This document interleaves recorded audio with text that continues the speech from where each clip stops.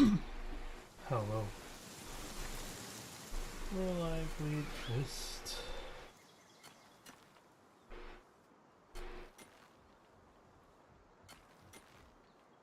For the most part, anyway.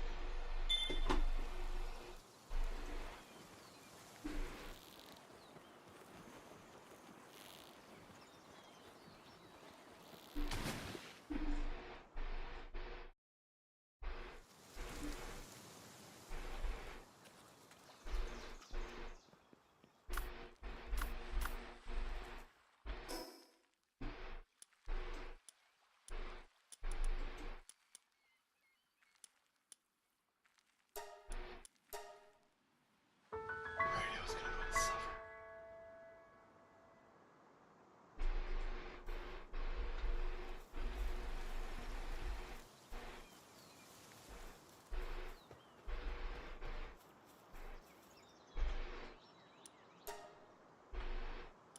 That's enough.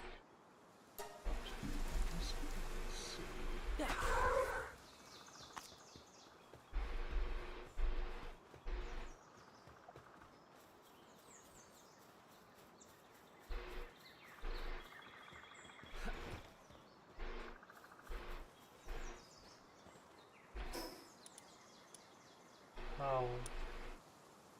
Oh. Am I still streaming my video?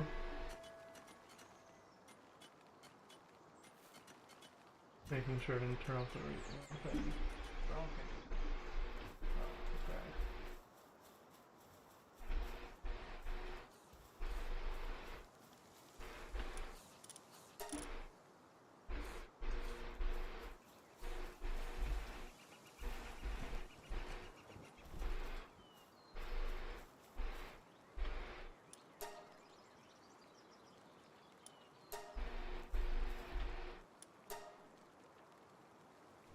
Do you want to bite our sushi? Mm-hmm.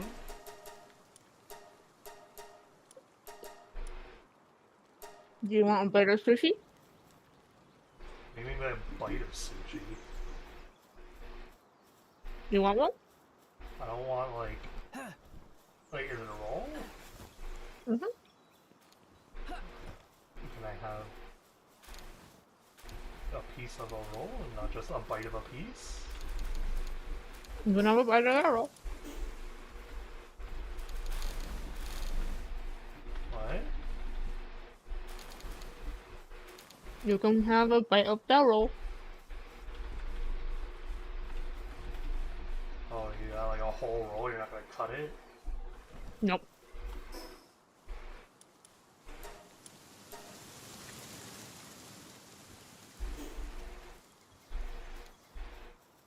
Let's see.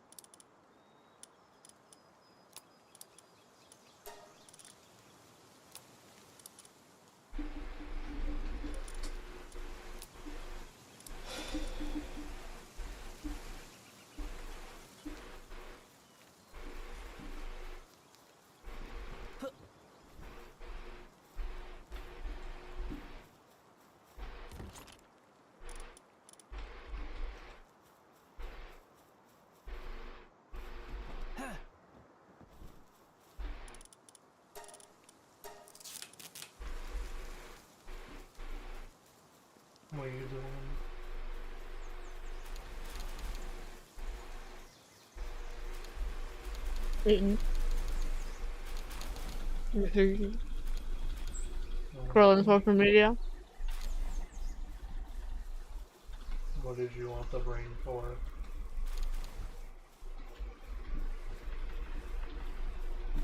I wanted the more direct hangout, and not just the two of us sitting there doing different things.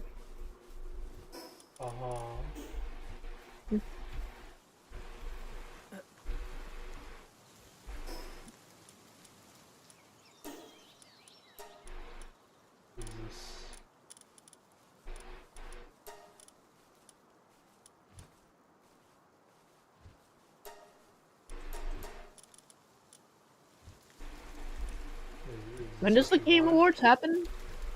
4th. Oh, that's pretty soon. Is this what you wanted or no?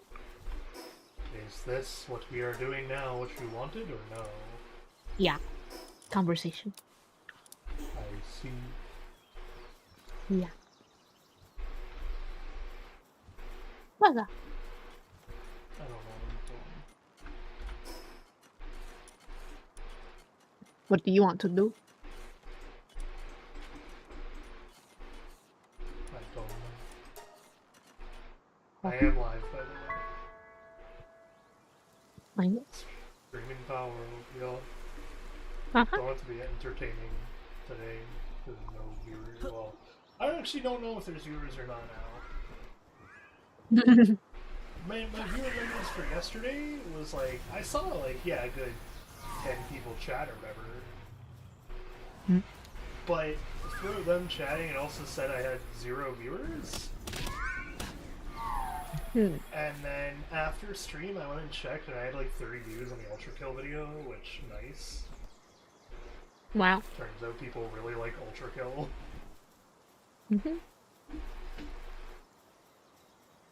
Well, I'll continue it on stream, just not today.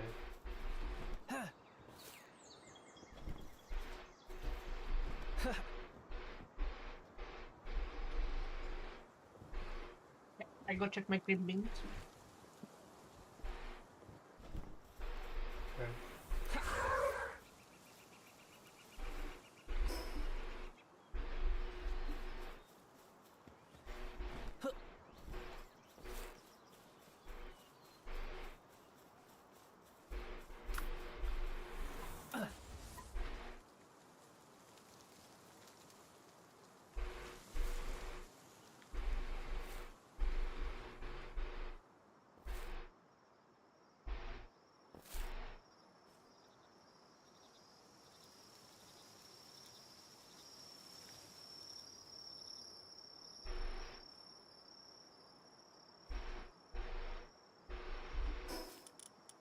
What's my hat?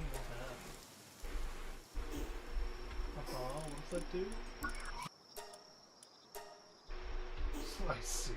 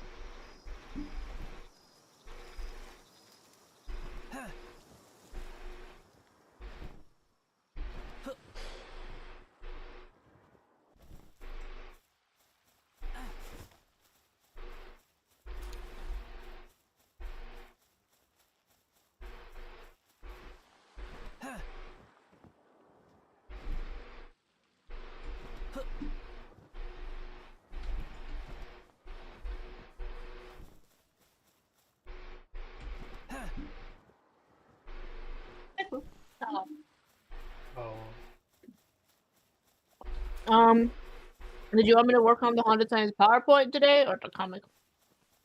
The PowerPoint. Okay.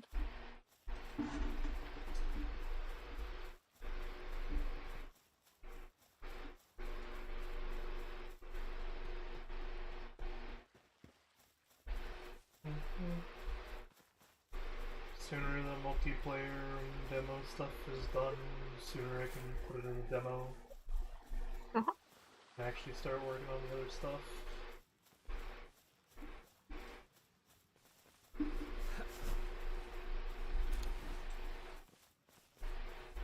I'm like, you got multiplayer working, question mark, last I remember? No? No. I see. I was like, I thought I remember there was some point where, like, we were testing, like, you were testing that out.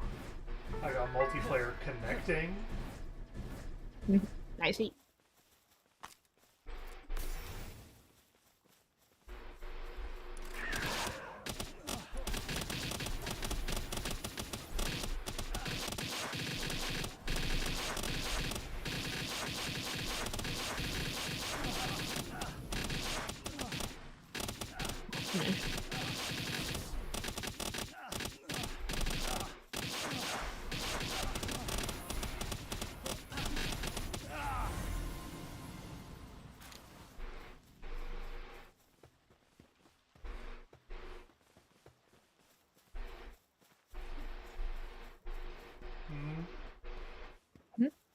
What were you saying? Nice to? You killed the guy?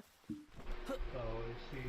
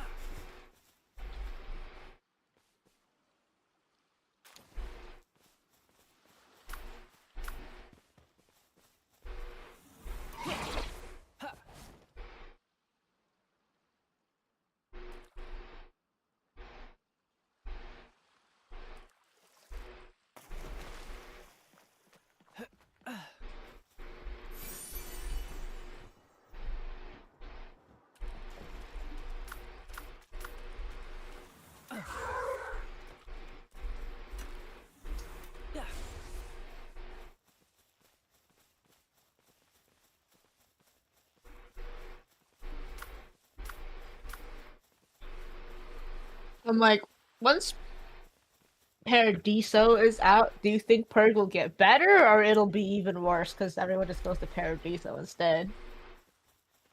It's gonna be a mix. Next. Uh-huh.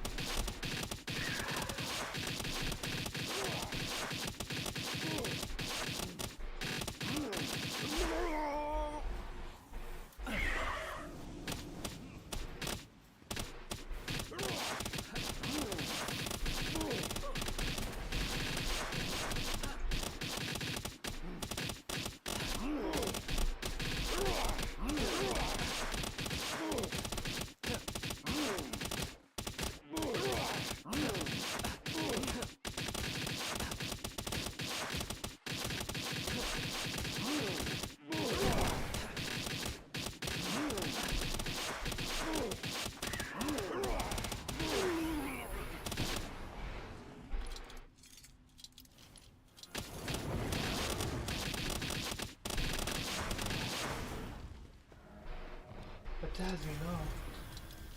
I don't have one yet. Mhm. Nice. They're unstable though. Uh-oh. I have no stamina though.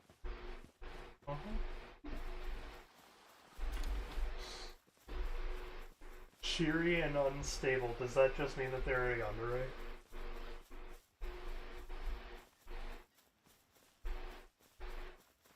I guess.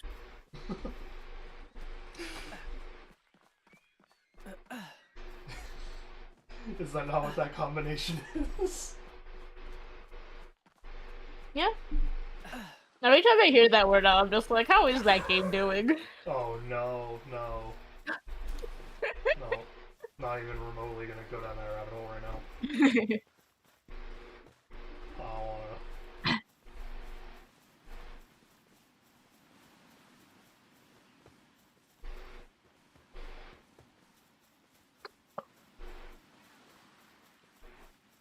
Can you catch that? Well, actually, no, never mind. I was like, no, don't catch the Goomos. It's gonna be too high level, too easy to catch.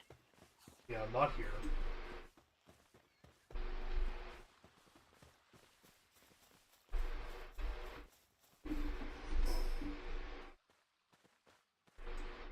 I wonder if people have like pals like base stats up. What? Like they're like regular stats, yeah. What? Like you know Pokemon have stats, yeah? Can you explain more than just saying the word stats, please? Okay, so you know how Pokemon always have set stats, right? Attack, defense, special attack, speed, whatever. I was wondering if people had that information for Palworld so I could see how different, like, a late game Pal is versus an early game Pal. I thought the stats were randomized was the problem. There's a table. Well, no, because what it is the, at least in Pokemon, the Pokemon has stats, and then they have those stats that you're looking, right? The glasses stats that add to it. Oh, And that's what can be random. I thought the glasses stats were just their stats. No. They're the extra stats. But that's their potential, though.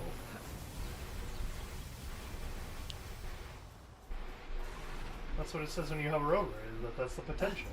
Wow. Yeah, but it's the potential bonus stats on top of their base regular stats.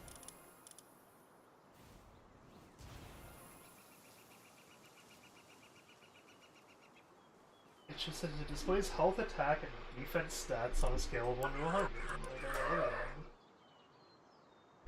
Potential, potential, potential. Okay. I'm looking it up. Okay. Because I don't get how it works. I thought it was just... that was their stat. I didn't think it went much deeper than that. It's a percent increase to their base stat. I see. 30.3% each number, so up to 30% extra. What? 100 potential So, is just 30% extra? So say my Gumos has 100 base attack. No, that wasn't the If it question. has... Huh? Are you saying that that number, the yellow number, is 30%? Yeah, increase. Of their base? Yeah. I see. Yeah. So then, yeah, what is Maraith's base stats? I gotta search because the list is actually really long. Maraith is M-A-R-A-I. attack defense. Okay. 724 and 600. 724, 600, and what? HP is 4,985. This is all for stats at level 65. Like, this is like max.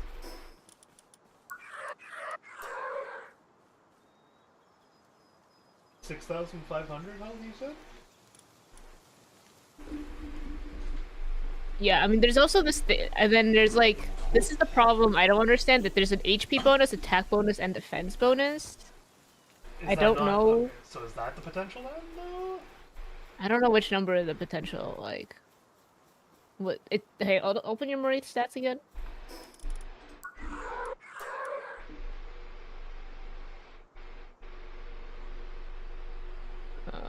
Marine. Maybe this is old. I don't know, cause like, yeah, if I read the bonus instead of the flat, cause there's seven columns. Read it. It's 10,000. Sorry, 11,967, 1,749, and 1,470. For what?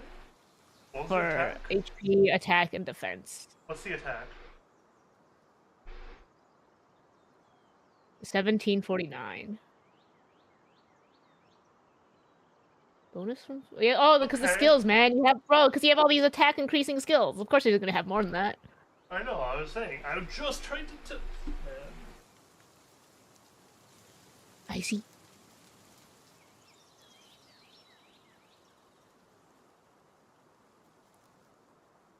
Uh-huh.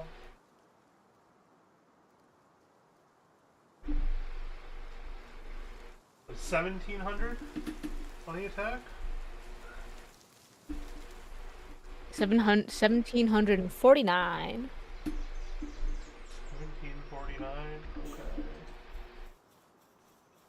So that's at 65? Yep. So I just have to double check that she's 1749? No, because you're gonna have you have to do 1,749 plus whatever bonuses you have from your... Tells you. Is it? What I just tried to tell you. Read the very top. I see. 1153 boosted up to 2414. I see. That 1153 needs to be 1749 then when she's max level. Yeah. Can't do that until I'm max level though. Yeah, see, Gumas's max is 1493 and 1397. So 14 and 13 instead of, I guess, 14 and 14. Or 17 and 14.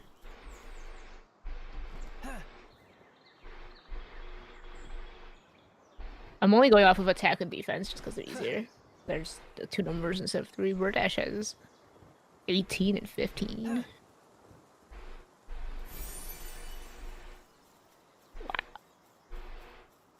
What is... Bella Noir has 2,100 and 1,600.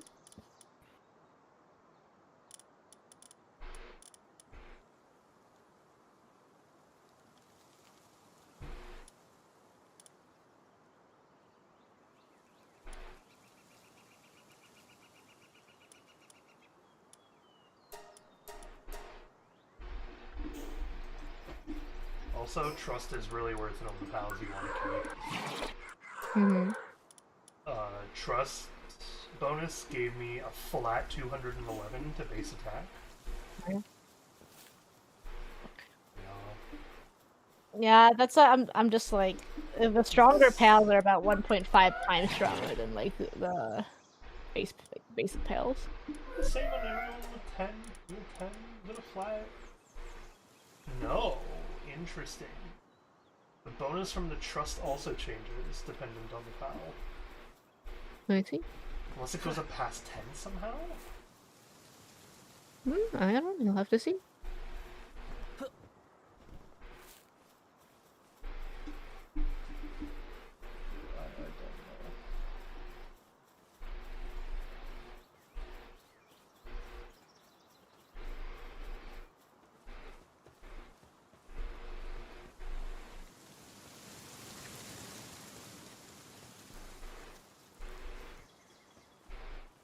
Okay, I'm gonna go shower and wash my hair. And then I will come back and start my stream. Washing your hair again? Well, when was the last time I washed it? Less than a week ago. My scalp is hurting, so I should wash it, right? Is that what that means? I thought it was when your hair is jangly. It's like a little oily, yeah. I mean, I can go check in the mirror. I'm pretty sure it is. My scalp is oilier than yours. Maybe.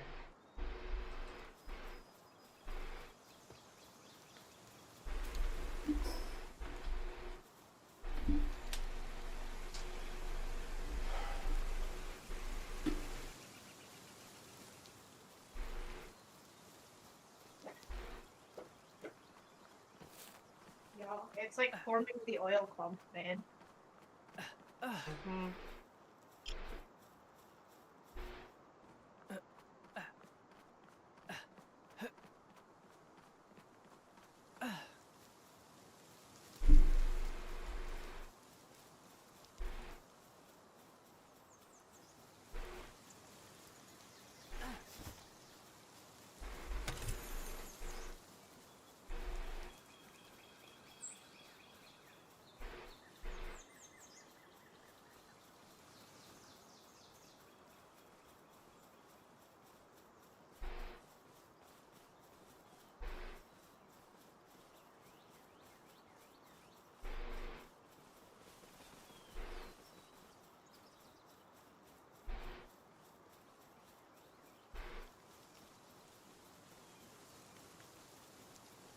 Oh, hello, Sophia Rose.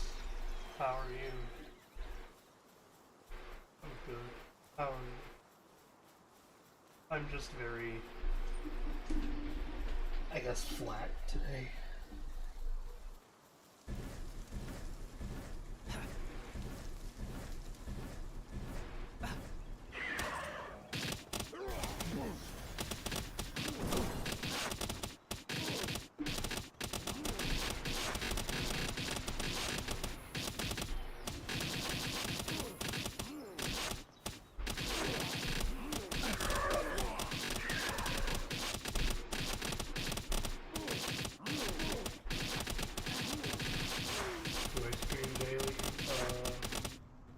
Wednesday, Thursday, Friday.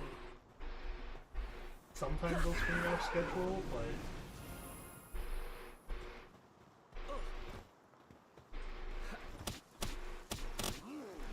not always.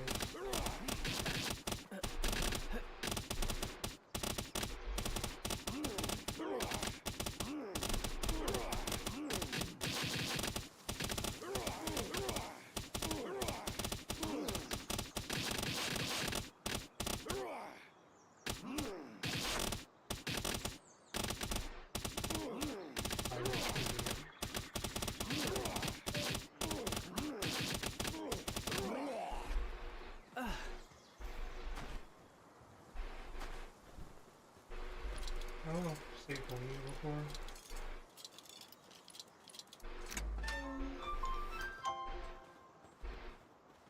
Hard skin.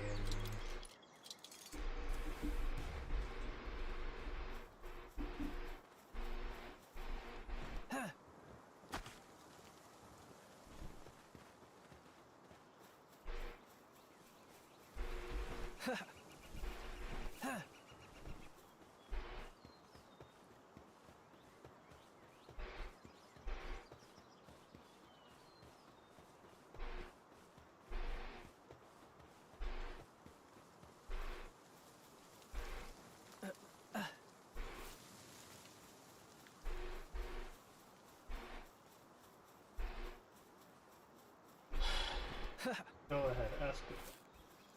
I dare you.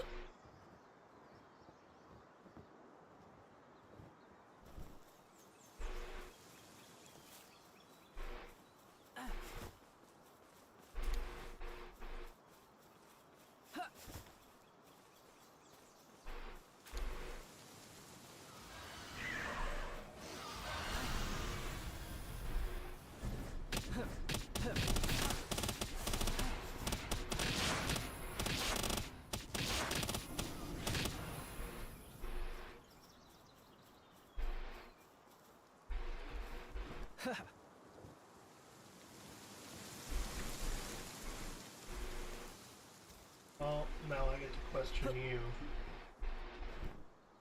ask Sophia, are you a bot? Because if you're not a bot, then you have some major explaining to do.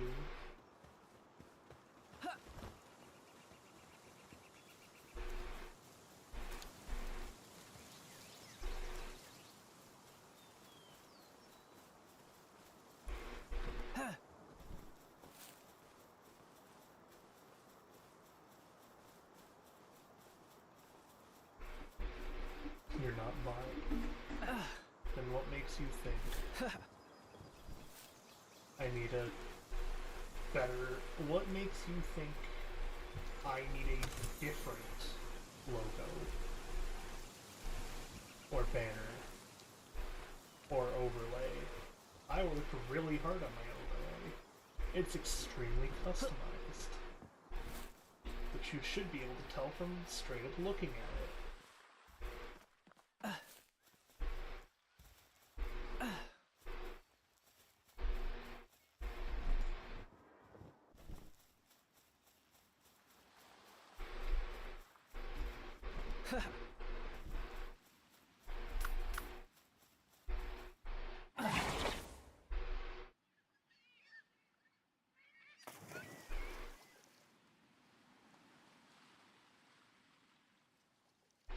So come on.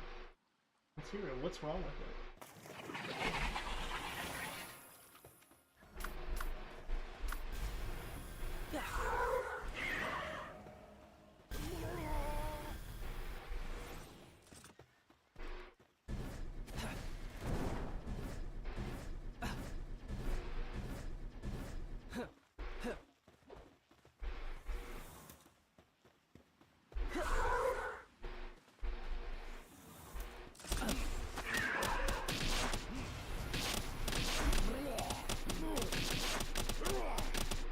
I want to hear an actual reason for once.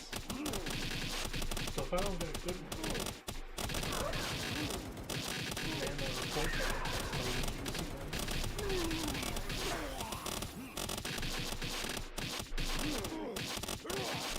I think my VTuber better.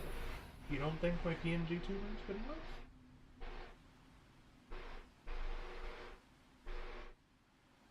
I don't have a wide range of emotions. I look exactly like I look in my VTuber.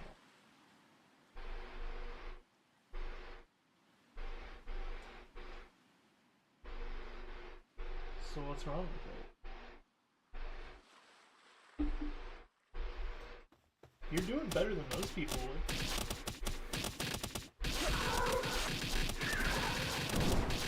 In terms of an actual explanation of it.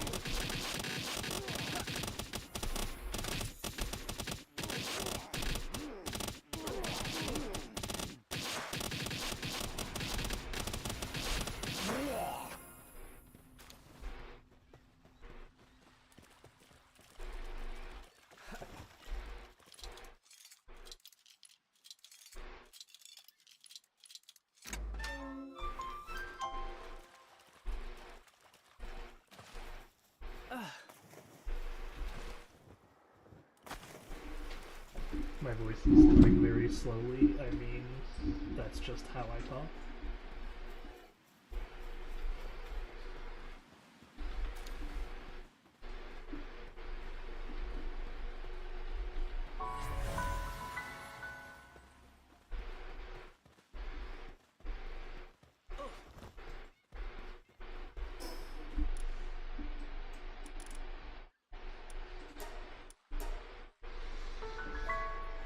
So what's wrong with my PNG tuber?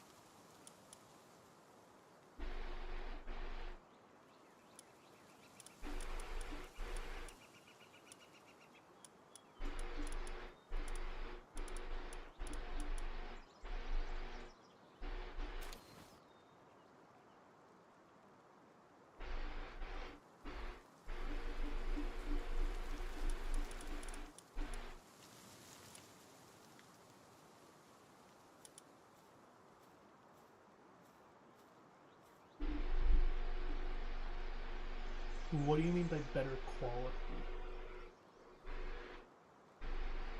This thing is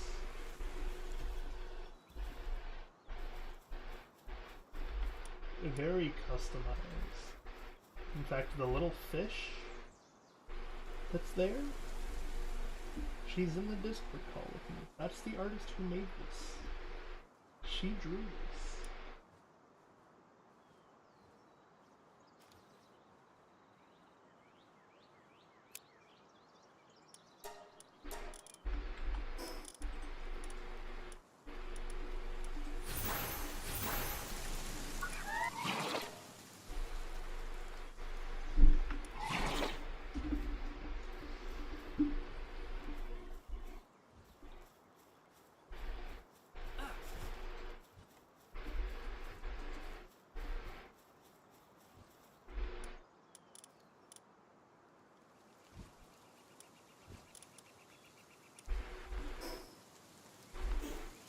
Good morning, Eternal Visitor. How are you?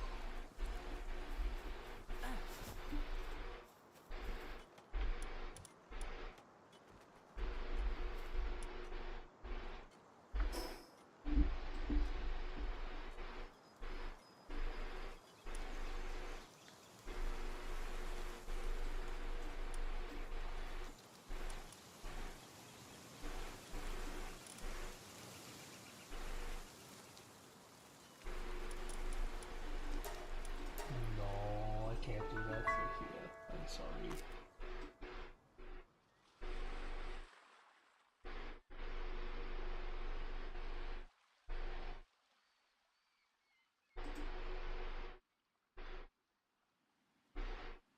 Not that sleepy.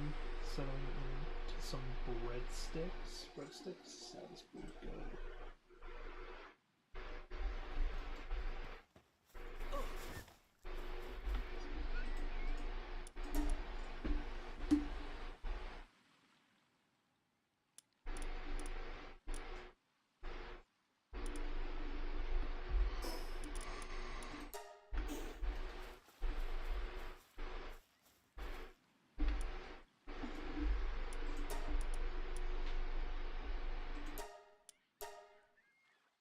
See if they have what it takes.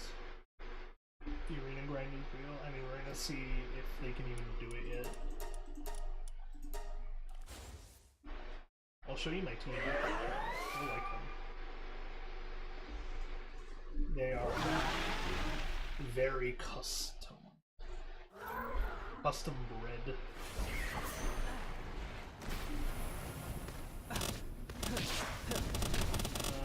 Okay.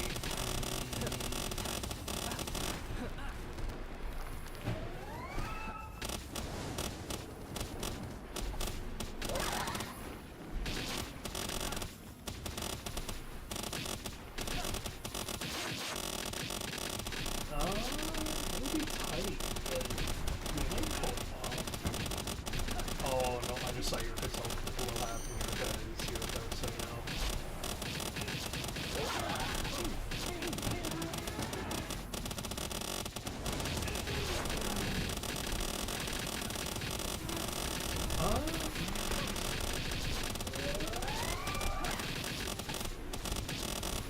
They're very close to pulling this off. If they can get rid of that Everest, I can. The ones I like syndrome, not full health, I like more. Okay, I'm gonna show you. I'm gonna help you tell. Because that's me with Eureka. Eureka is my entirety of Palworld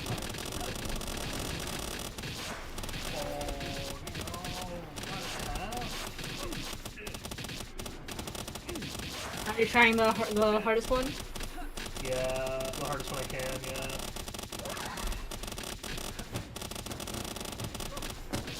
Funa is doing okay. Probably give her like another 3 to 4 levels and you probably got it. Oh, she might, maybe. No, that's what I mean, is Funa is like... The problem is I have to bring them all over to Funa. If Funa can take out that mercenary though... Oh my god, we're down to 1 pal though. Oh, heck. Funa, if you can take him out, please.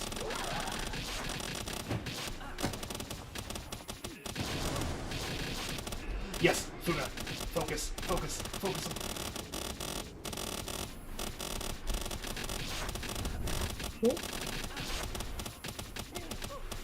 Doesn't matter who Funa focuses. Uh-oh. Any of them is a win. Funa. Ah. Hey!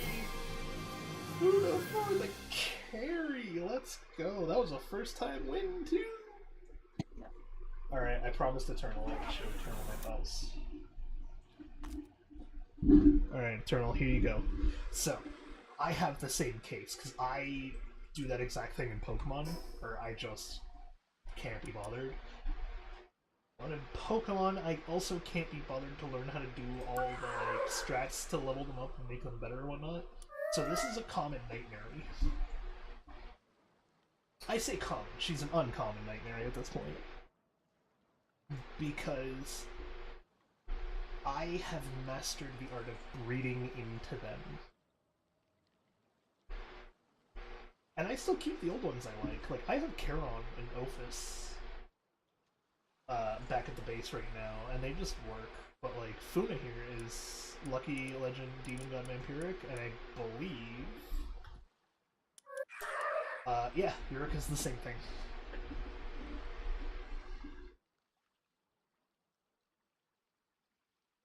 The one unoptimal one at the moment is...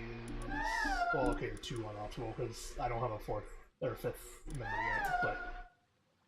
We have Bella, who is not the greatest, but is still nice to have. My team header is Catcher Cygnus, when buffing basically forever. Ferocious, Armin, Demon Body, and Serenity. Okay! You could probably, if you want... So, it also depends on what you want on them. Because, like, you can ditch Artisan in that case.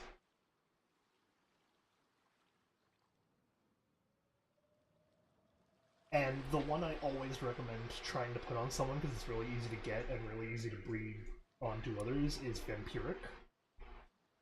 Because that makes any battle pal perfect. But, like, I am also, yeah, just as sentimental where I didn't want to leave behind my old pals.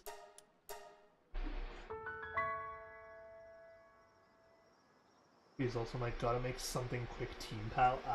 See, what I have for that is I have Funa here, who just has a level 4 handiwork. Once I get a book, because all the Nightmares have level 4, so once I get a book, it's just putting the book onto Funa, and then she'll be 5, but like, there's the first Gangler I ever caught. And then, my team of Wraiths, Charon, Ophis, Nightshade, Deathshade? Deathshade. Yeah, I love Deathshade. She's awesome. You can see, like, I got Ophis here, Charon. Oh, you can actually see the traits on them too. So, Swift, Ferocious, Motivational Leader, and Musclehead was the first real breeding attempt. Ophis was the follow-up to that. Eureka is the coup de grace, if you will. She has the best she can possibly get. And then Deathshade was the first one I ever caught. Like, I still keep them on me. I just hang out with them. Deathshade just has Brittle. For beating things up, I have bred Iceland with Lunker, Demon God, Legend, and Serenity. Yeah, okay. I highly recommend putting Vampiric onto any pal you can breed it onto for fighting. Vampiric goes a long way because it is essentially free healing without you having to touch anything.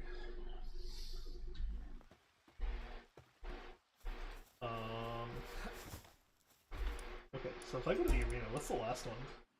I see the first time reward for Master is just 100 tickets. 100 tickets is a lot. It is a lot. That's the first time reward though, so it's a question of what it gives you after. Like 20 years old. The 60... No, it's gonna only be like 10 to 12. You see? The level 61 gives you 8 tickets on a rebeat. It's like 10 then, yeah. Yeah. Shadowbeak is my ride with Swift, Eternal Legend, Legend, and Musclehead. Oh yeah, see, okay, so that's the newest one. Is I got my ride pal lately, but it was water one, so I have a Hugby here, who has Legend and Vampiric for just being able to keep them alive. And then they have Swift and King of the Waves. And you can see how fast King of the Waves actually does it. Just like King of the Waves does some justice, man.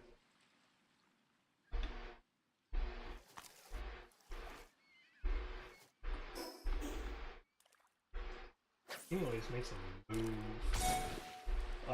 Eternal Engine is just stamina, correct? It's a bit.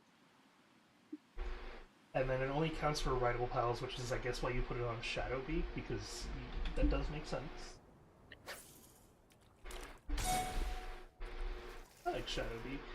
Not chill. He's not chill enough to, like, keep on the team. The problem is I really like Blue Flame aesthetic, and so half of my... it was the majority of my team now is Blue Flame aesthetic. They all have Blue Flame. I also keep a Gangler for fishing with Legend, Swift, King of the Waves, and Runner. Ah, so you're only... You traded out one of them. Because yeah, you have Gangler with Legend, Swift, King of the Waves, that's the same, but you traded out Vampiric for Runner. I just put Vampiric on my Hogby because it's my signature trait now.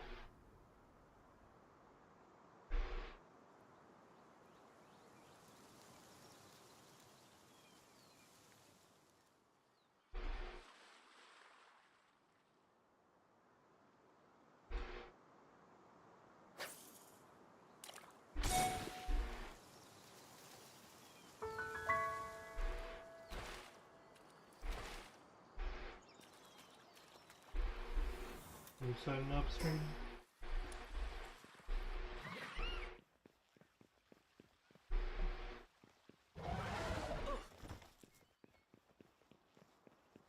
So.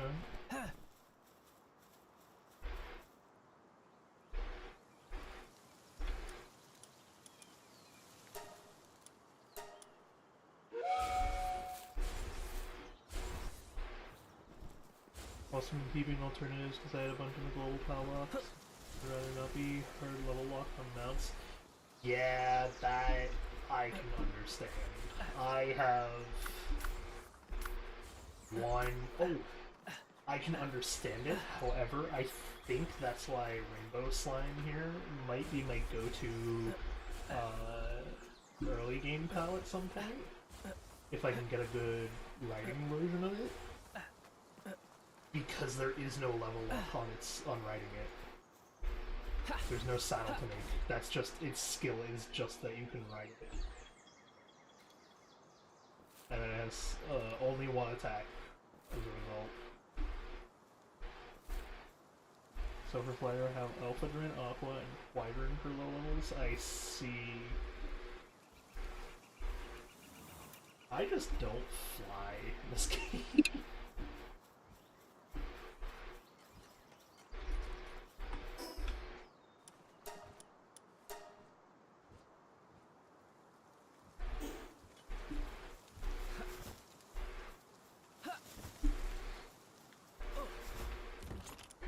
I gotta work on unlocking the last tower.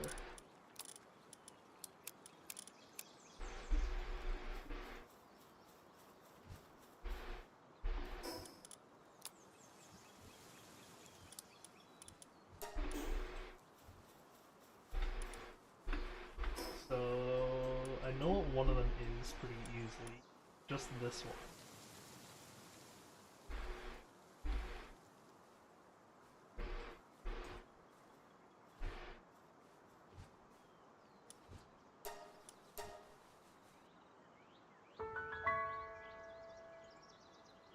you just setting up stream now?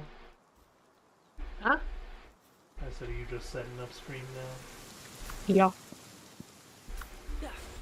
Maybe.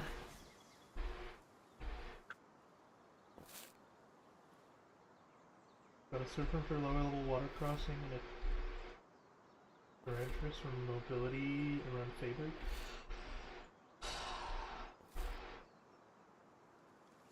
Kinda like the idea of spiderly.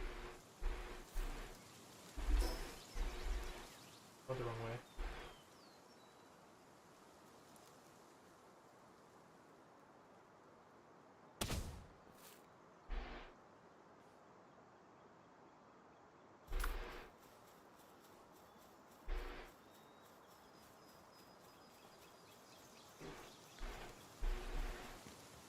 Oh, you know what you could do tonight, by the way, is you can breed slime press onto other things if you want the extra funny, like, slam move that is a really good AoE.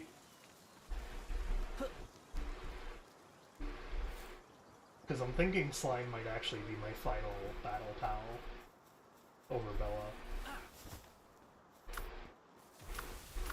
For arena, I mean. Unless I put...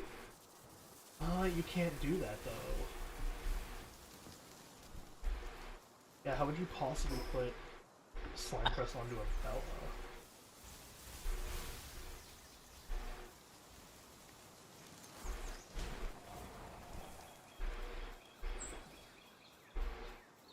No.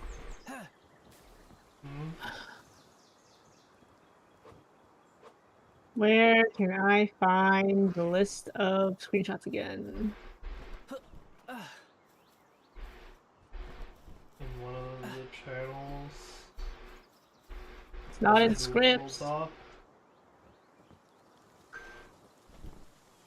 Is it not? We should just have a folder, like just a whole Google Drive folder at this point if you don't already have one.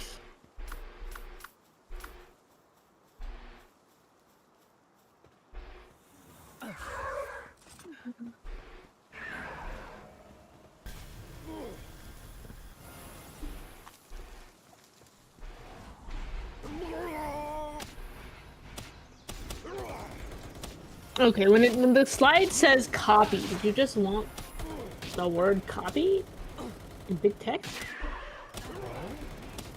Like... No, that's... Read the top... Read the thing above copy, man. There's nothing there! Exactly. It's copy and paste. It's a template. So I don't have to retype the words the word slide and whatever else. I Over see. and over I was like, what is that? It's there for me to copy and paste it. I see. Why is like slide, copy, text, paste, or whatever?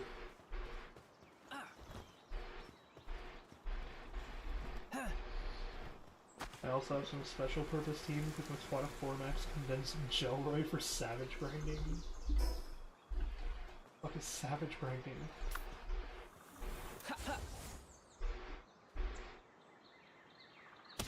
Oh my god, you could double jump with a slime.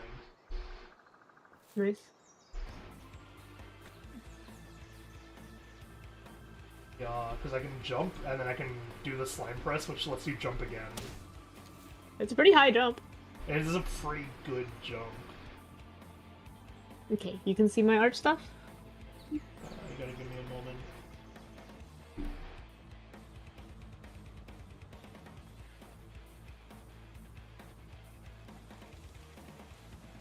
Yes. Okay. Oh, salvage fishing up junk, I see.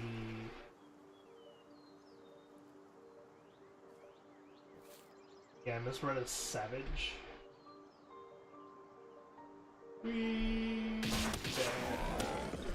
Hello, stream. Logging in the mix-up because I forgot about it.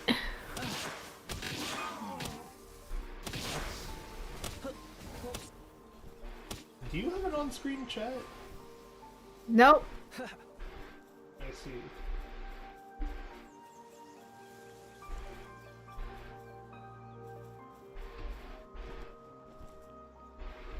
I can put you in the corner. That's me in the corner. That's me in the spot. Losing my conviction.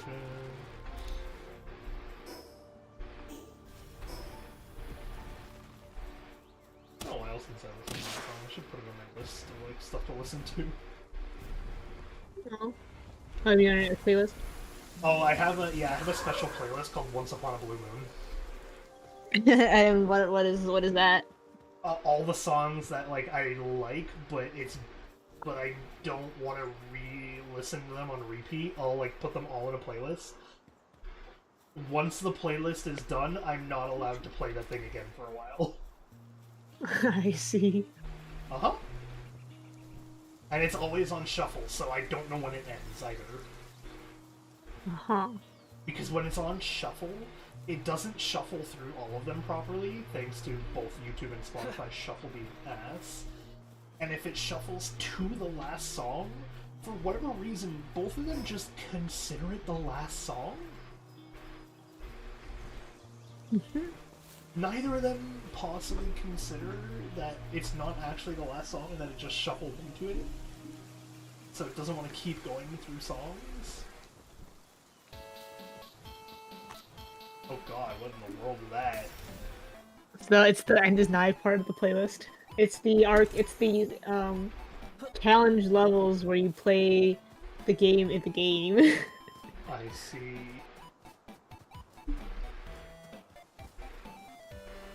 What do you think of my lemon into 3 lemons? That's good. You want a slide where it's 1 lemon and then 1 slide where it's then with the arrow and 3 lemons? Yeah, because what I was thinking is like doing a reveal from top to bottom. As like the slide animation.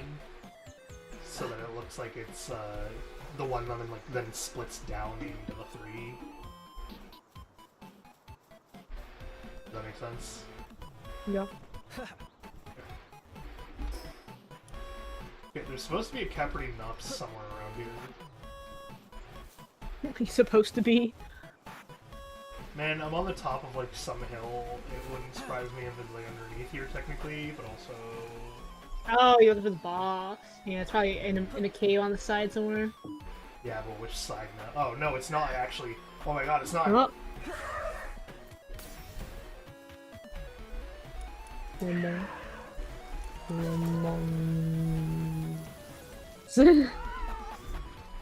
Bonk. I have 3 ultimate spheres. I'm wondering if I should try to catch this thing. Does this look good for torch and sticker gun?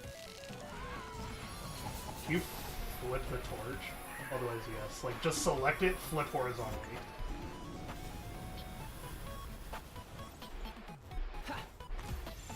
Alright, we'll see if it was meant to be for catching the Capricorn. Like this? Yeah. Okay. I also want to separate them a little bit.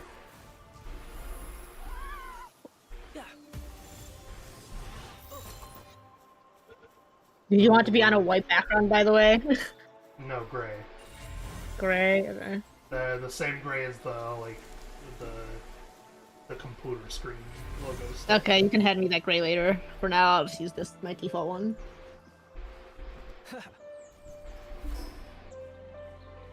Okay, if the line art looks good, let me solidify the line art. Okay. Oma Skull. Are the boss locations randomized? A little bit. Well, like, the location is still, I think, where they always are, but just who's where. Yeah, is that randomized on my randomizer? No, I don't think so. So some base work pals, a Sitzer with remarkable craftsmanship, artisan, workaholic, and serious. Oh, you know what you would get a kick out of, Eternal? Is our base in the other world that we can bring over at some point where we have, like, a fucking army of artisan, Anubis? Anubis. So it's just this, like, massive workforce. People who guard the afterlife and weigh their hearts innocent.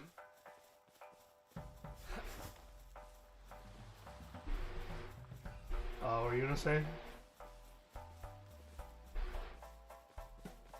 I was gonna just do the line art if the overall looks good because of the size and location is like scale. So what were you gonna say? Something about artisan? Oh, remarkable craftsmanship. Is that a new trait? I think so. I think it's specifically better like crafting speeds or something. Because I was like, I don't remember that.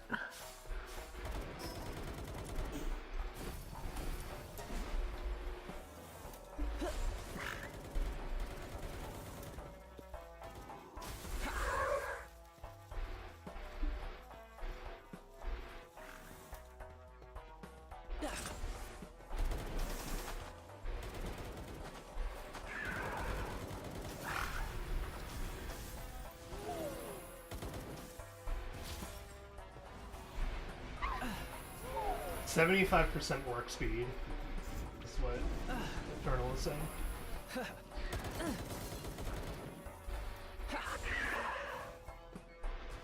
There you go, Snowy. Except she wasn't listening. What? 75% work speed boost. Damn. I'm literally driving now, but when I park, me and my squad are pulling up to heavy your next stream. What is that sentence? Add you on Discord. Okay, listen, you can join the Discord. The community has one. Is it in your description? It should be. Right. If not, Oh, yeah, it's these like a items click away on shaded. the About section afterwards, so you know.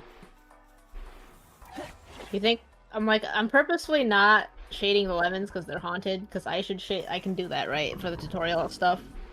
Yeah. Alright. No one, people will notice, but like, not in a terrible way. Like they're not gonna really notice. They're just gonna be like, "Oh, why is he in shade? Why is he not shade?" They're gonna notice and question is what it is. Yeah. Of all four, the Sitzer are also book buff for level 5 Kindling. Nice. Nice.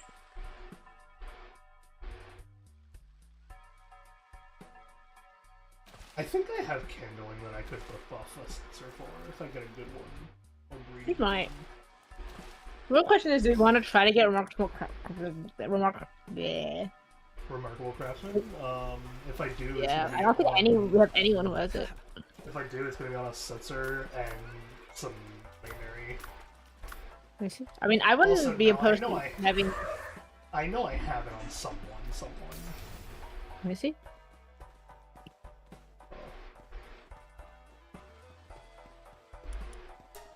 I'd be okay with putting it on a Gangler or Gangler Ignis for our watering pail because they're small. I would put it on normal Gangler then, because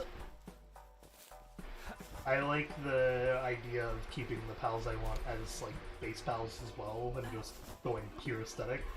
Because man, you really can do that in this game. Yeah, I mean, yeah, they've definitely taken good steps towards that now that we have the books and all that. I think this game has outdone Pokemon at this point.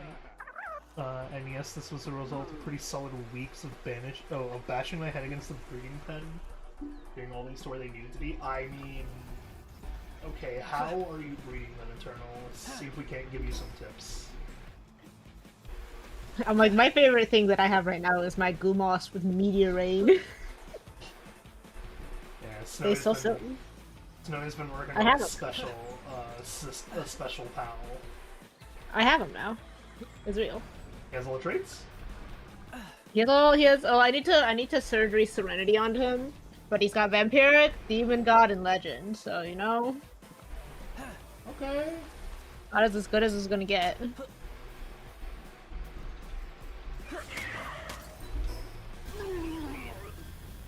You have Vampiric, Demon God, Legend, and Serenity is the 4? Yeah, because Meteor Rain has a big cooldown, so cooldown down and attack up is worth it.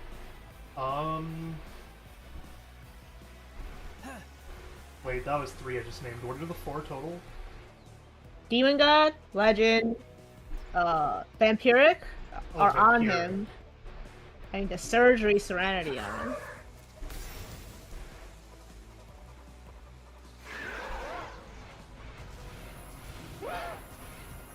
Hey, Erica. I know this is asking a lot, but can you actually try not to kill this Oma Skull? I don't have one yet, and I kind of like the way they look for like a base foul. What do they do though? Oh, great question.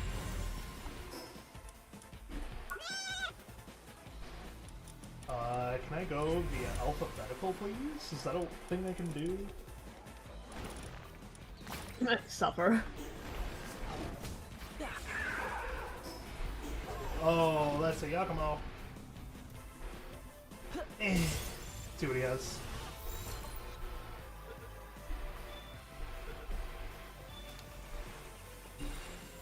Death drum, okay. Oh. Never mind. Start with health and have traits I want.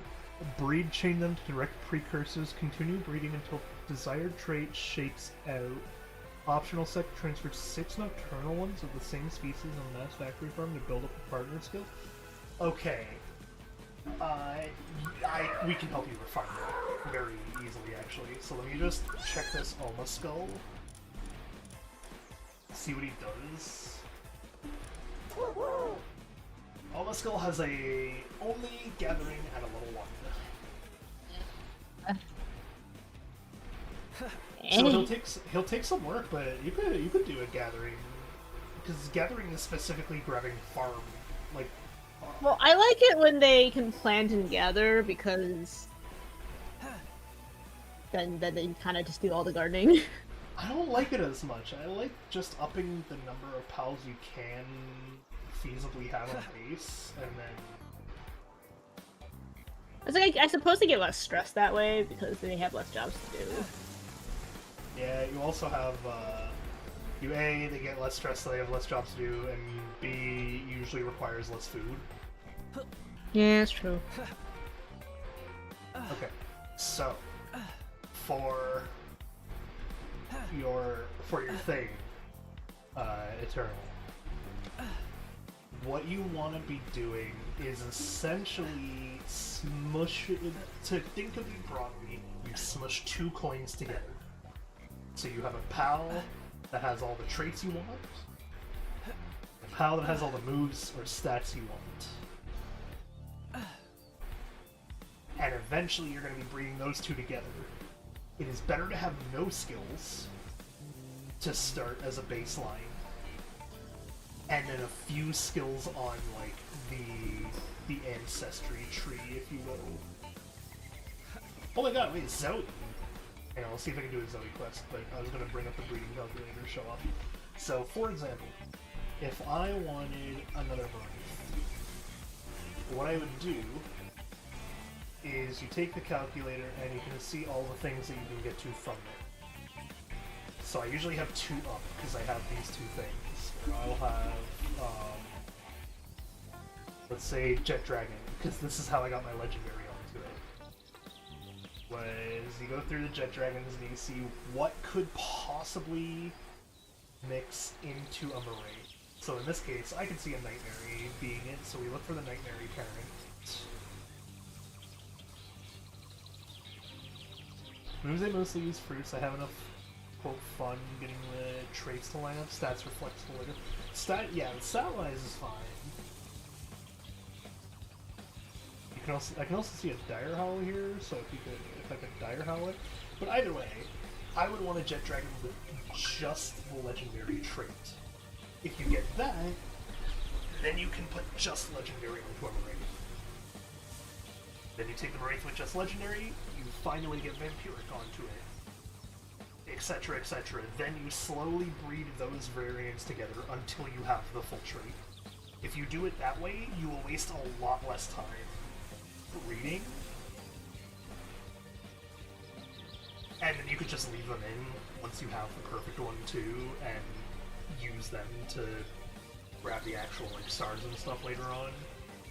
For moves specifically, however, the reason I bring it up is because Snowy said she'd put Meteor Rain onto it.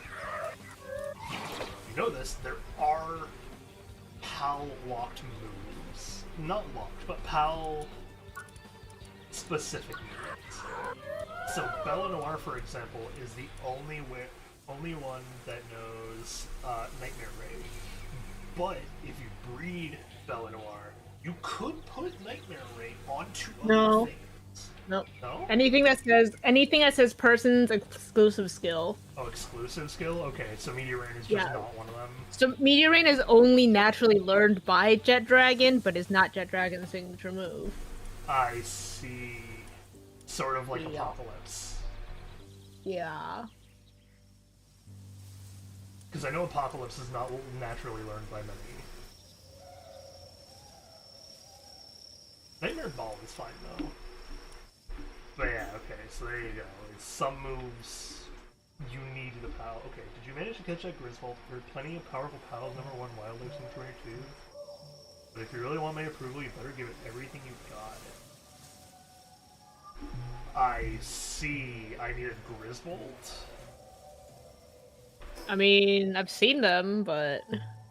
I've seen a ton of them. Have I ever caught one? Yeah, still a question if you caught one. You know what I can do though? Actually, hang on. Give me a second, Eternal. I'm gonna go into my box here. If I go into my box, I can show you... oh right, I get to sort them again at this point. So, sort by Palpedia number. This is how many Gangler it took to get the perfect one. So 1, 2, 3, 4, 5, 6 different ones.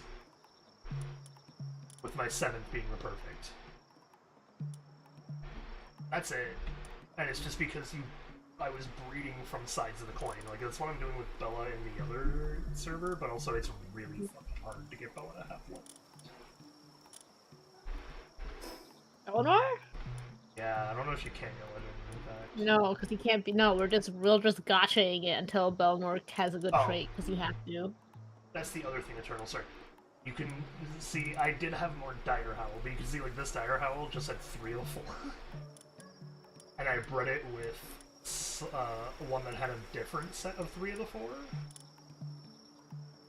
Because there's one that has King of the Waves, or, sorry, no, Legend, Swift, Vampiric. Somewhere in here.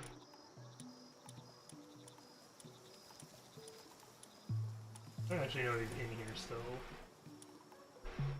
Might be put somewhere else. I do have Precursor I can use for other projects if needed, but sometimes the RNG chews me up and crafts me out. Yeah, you really do just need to fit, like, 2 sides of the coin the thing. Get half, put them together. You will have much better luck. Because of the way the math works. What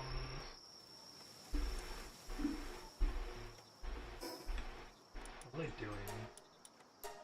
Right, I'm trying to get into the tower. So, what do I need in the to get into the tower then? I was also doing something. We were talking about something else about breeding.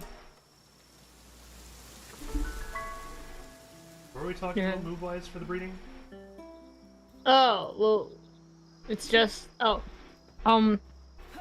yeah. If a pal does not know many moves, it does pass the desired move down faster. So getting the first pal to have Meteor Rain, for me, I did the frog Krojiro or whatever. That was the longest. So once I had it on like a low level, it actually went pretty fast. I see. Yeah. Okay. I finally got into Faybreak, by the way. I was not ready for it to just say that I was getting into Faybreak.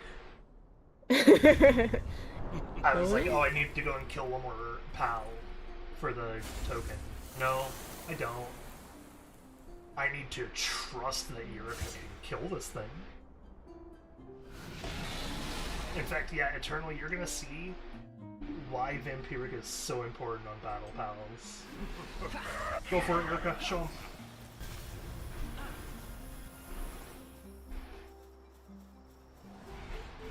Oh, there is no way I will be a team of people. No, I can join you later. You're also only level 49. He's probably level 60. Yeah, I think it's 65 actually, because it's the final tower.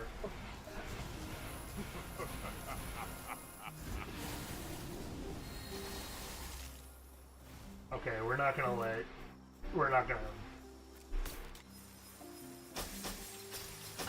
Yeah, we're not gonna continue this. We'll repair what we need to. I'm not even gonna attempt.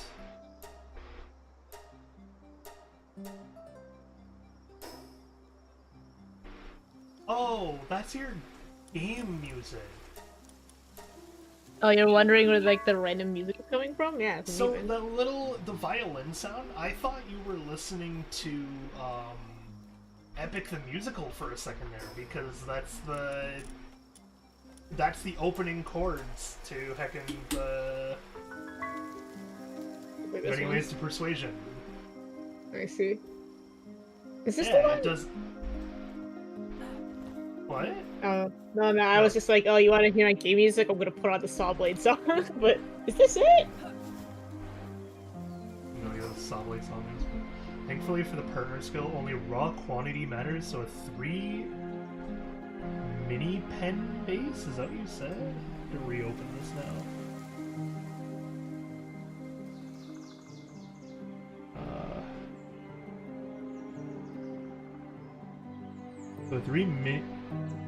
So a 3 pen mini base with a one station gets the job done in a mostly reasonable amount of time. I see. Sorry, Nick said it doesn't let you scroll through messages, because why would it? That's what it needs to do. That's what needs to change for this up.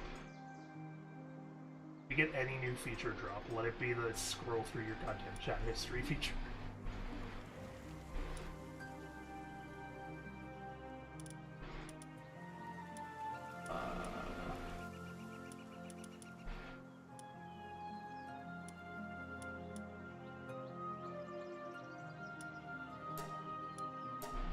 Okay, so I guess I'm working on catching a Griswold then?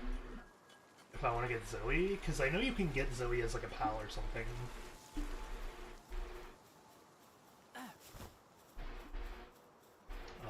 If that's the case though... Ultra? Can I make anything higher than Ultra? Nope.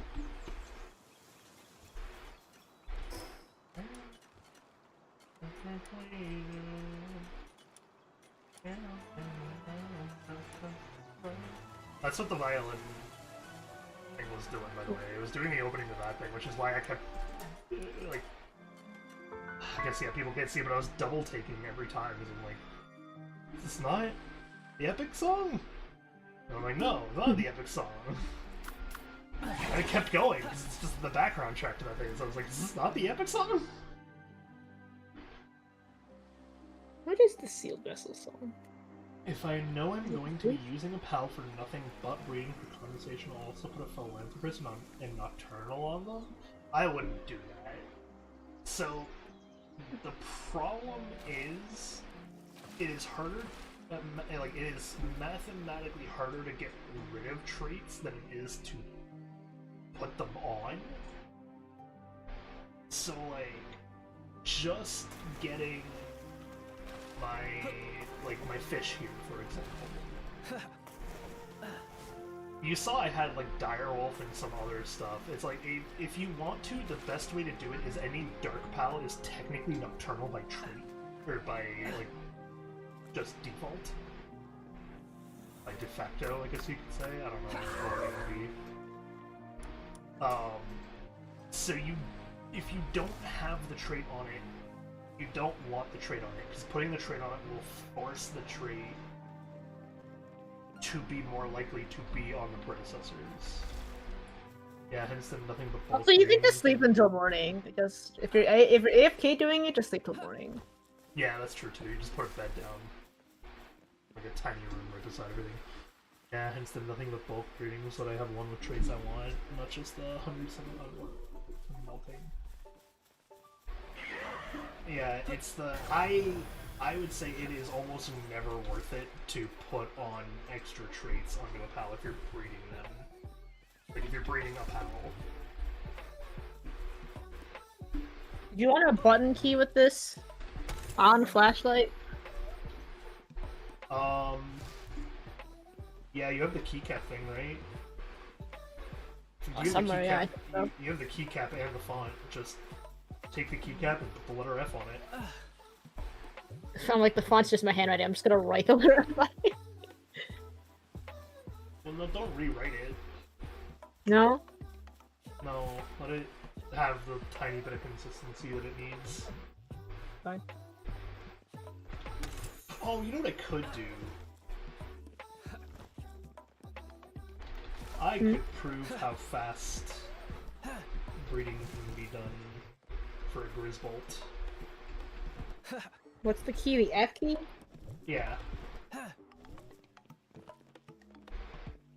There. Let's go look for font. Oh. Hmm?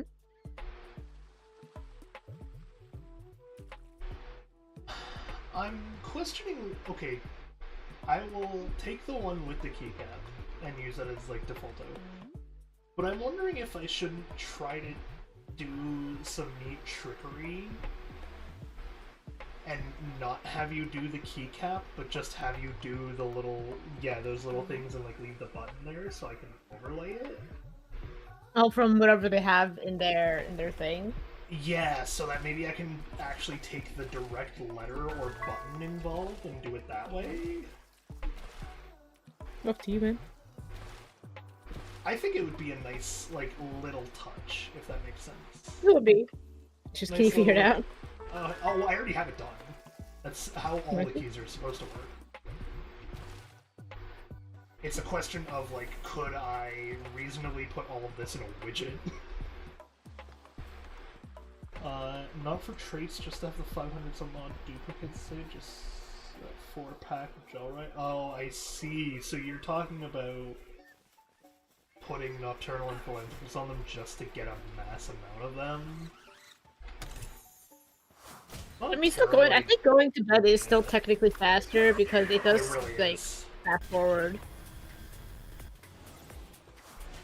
Like it'll skip a section of your morning too, and that actually gets counted towards the egg production, I believe. Yeah. Although, okay, so in that case, you don't put Nocturnal, you just put Philanthropist and save yourself the trait. Yeah, philanthropist, artisan, whatever. Okay, so if you want the perfect breeding pals, then Eternal, it would be Philanthropist, Artisan, the new work speed one, and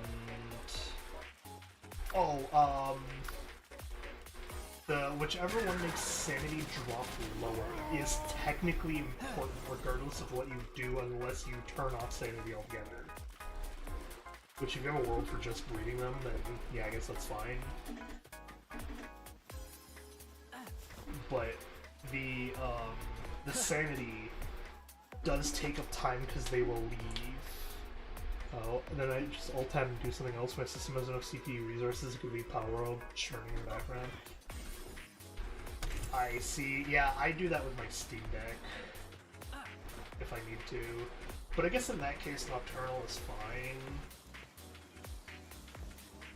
But also, what I would just do then is screw Nocturnal still.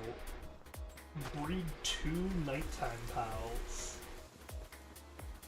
that can breed into the pal you want easier, because like almost every pal has a connection to dark types in some way, unless it's a legendary.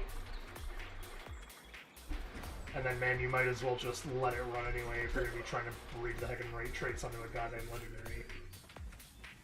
Speaking from the Bella front, it's fucking hard.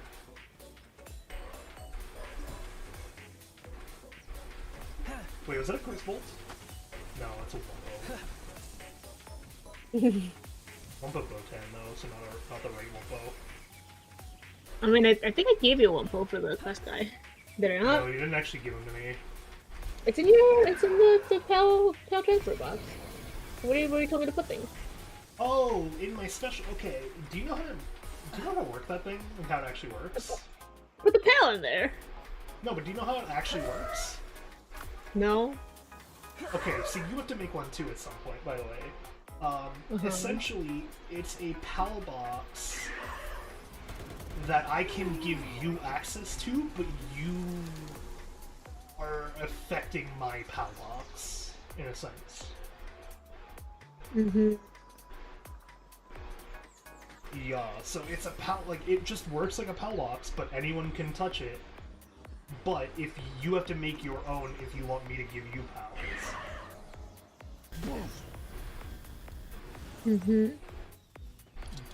Yes, because I can just turn off access to the thing.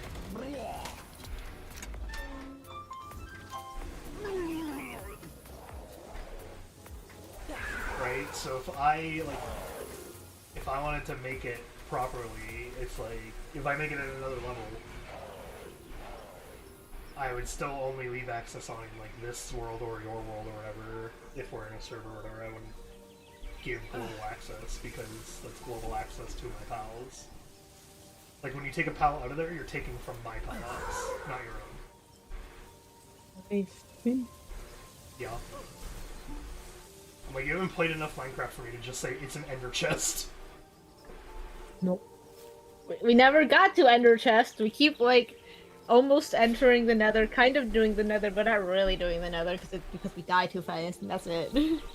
I'm also not one who's terribly interested in Minecraft. It's so fucking boring.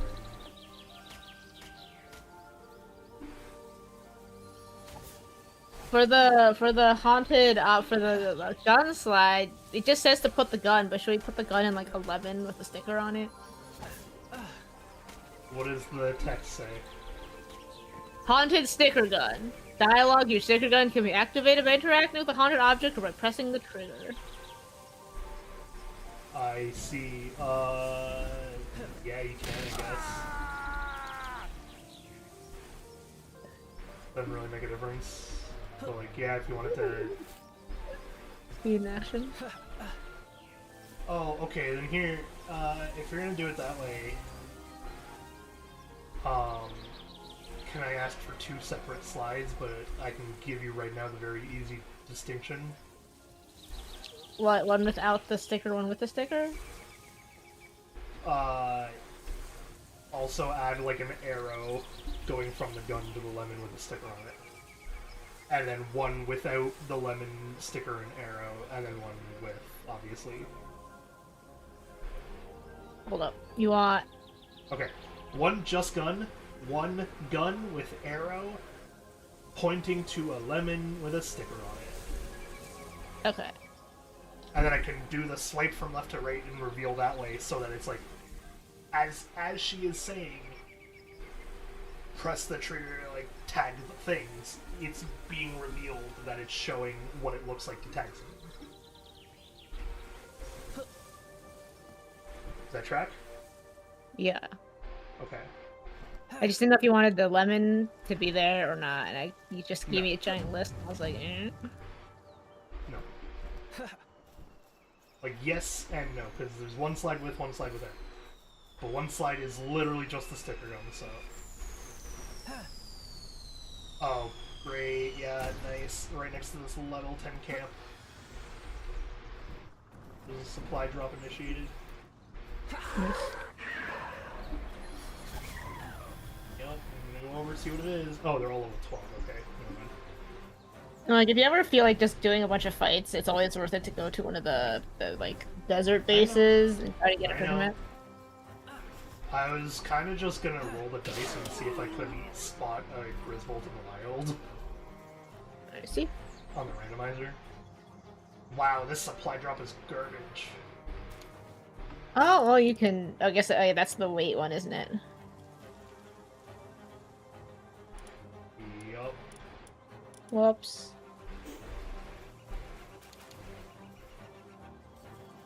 Yeah, he's saying this supply drop is garbage. Oh, there's a tower over there I can go and check out, though. I know the towers can have, like, the exclusive stuff in them sometimes.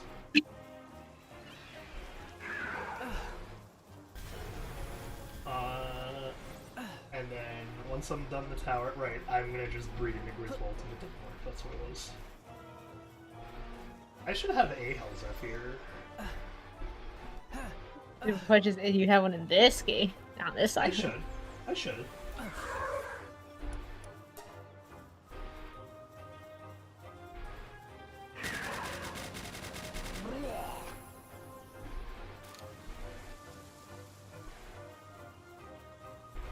Oh, so there's a place your bet thing going around right now with Palworld. Oh. On what you think. There's a couple different bets that are being placed. Some of it is just straight up like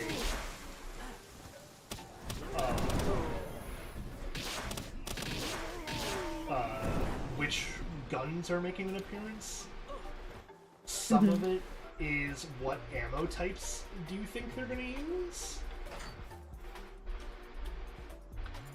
And I want to hear your thoughts on one of the guns and ammo types. So, Ultra Kill has that gun where you do the coin flip. And you shoot the coin and it ricochets to an enemy or whatever, right? Has like that pistol and the other one where you spin. You spin to win the pistol.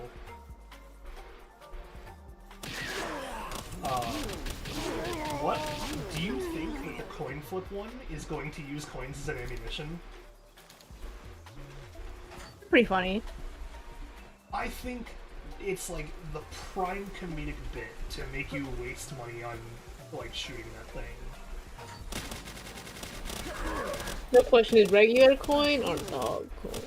Regular. That's my thought. Like, if they do any coin, I don't think they would make it so that you have to get dog coin for the ammo type, otherwise are people gonna have to set up a whole new farming system. I see you finally added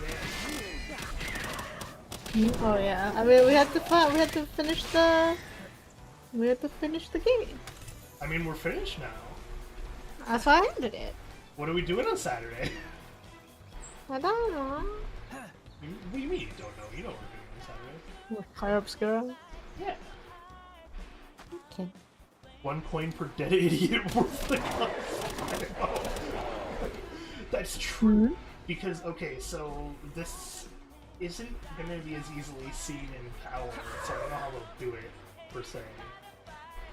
But in Ultra Kill, when you shoot the coin, it auto-crits as a headshot. Oh, I see.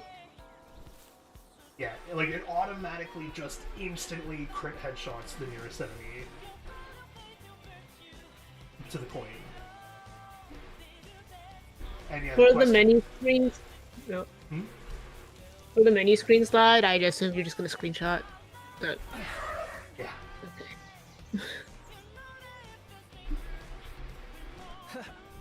And it's so much easier to just take the screenshot from there than make you redraw the entire thing. I was gonna be like, you're gonna take a screenshot for you to draw the screenshot, and you already have the screenshot you had to take to send it to me. No, I'm just gonna do it. Alright, we're gonna attempt to breed a Griswold real quick. We're actually gonna check if we even have a Griswold. I don't think we do. They do show it off in the trailer and it's doing the work. It is doing the work. Like, he flips the coin and it pings. But the question is it gonna, like, I don't know if it'll auto headshot crit or whatever, like... Okay, so we went off of PAL number, so I can check quickly for a Griswold in any of my boxes. And if the answer is yes and I have a Griswold, surprisingly, then I just have to take it to her. No, I don't have a Griswold, okay. Let's go on to the breeding calculator then. Clear this. And we don't care what kind, because we're after Zoe, not Griswold. Mossanda and a Rayhound. Do I have those two? It might have a Rayhound. I know for a fact I have a Rayhound. I am like almost 100% sure that I've caught a Rayhound before.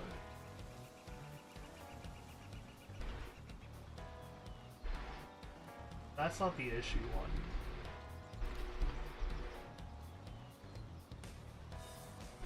Do I not have a Rayhound either? What? I see a Mossanda. No, I do have a Rayhound. There he is.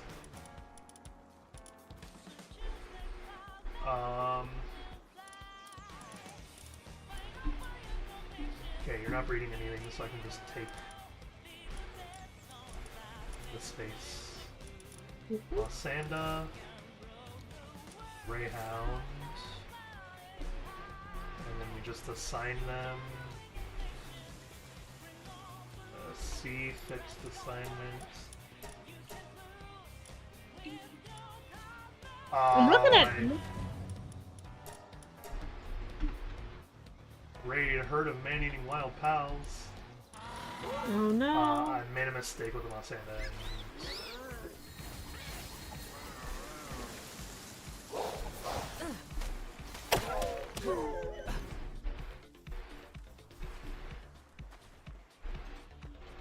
But yeah, I like to think that the gun is going to use coins, because it sounds very on par for Palworld to pull that funny.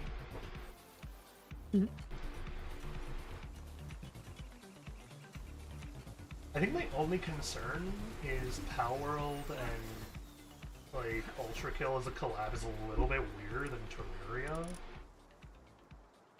But I guess you could have demons as the pals if they add any. You want like one of those flying eyeball thingies as a pal? I would probably go for the funny biblically accurate angel. One with like the circle, that has like the circle on it. Yeah. Are you back from Palworld? Because your stream is paused. Minimize that application. I've been in Palworld. Uh-oh.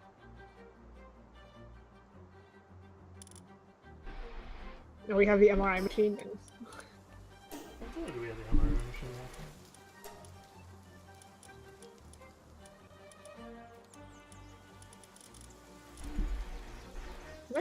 My YouTube not live? I literally saw it be like...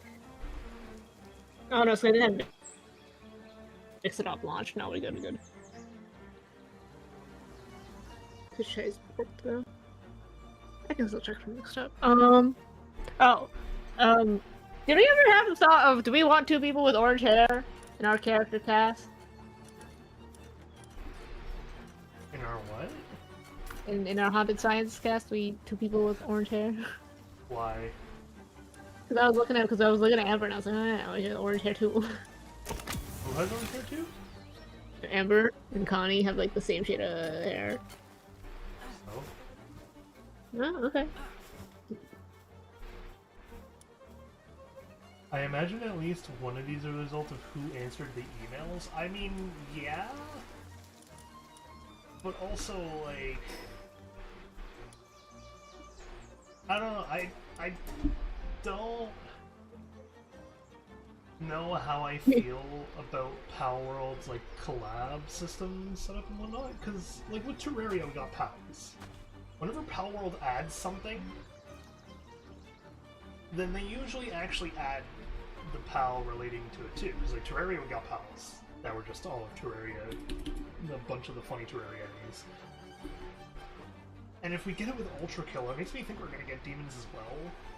But we didn't get any pals with the Once Human collab, and that was, in my opinion, the one that was like prime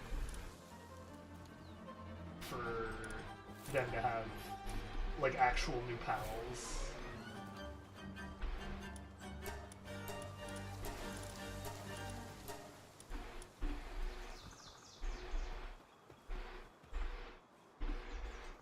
I don't have any cakes and either of these, so I have to go and grab them. I do. Okay. I go and I grab. I said I go and I grab. You left 4 cakes in the stove. Really? Uh-huh. I'm stealing them. Although to be, I guess, more precise, I'm stealing 1. I don't need them. I only need a single Grizzbolt to give to her. Or show her, or whatever. I guess I have to take all 4, so I'll just take it. My food spoils with me anyway. I'm only gonna put 1 in because I only want to breed the 1. But yeah, I'm sad we didn't get any once human pals. Shattered Maiden showing up in here, man? I'm gonna fucking I'd have my last member.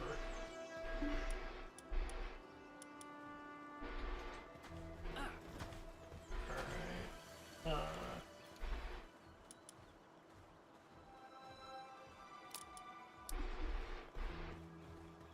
Alright, I take and I breed the 1 pal. I will be right back when we use the washroom. And then get back, we can talk more about breeding stuff eternal.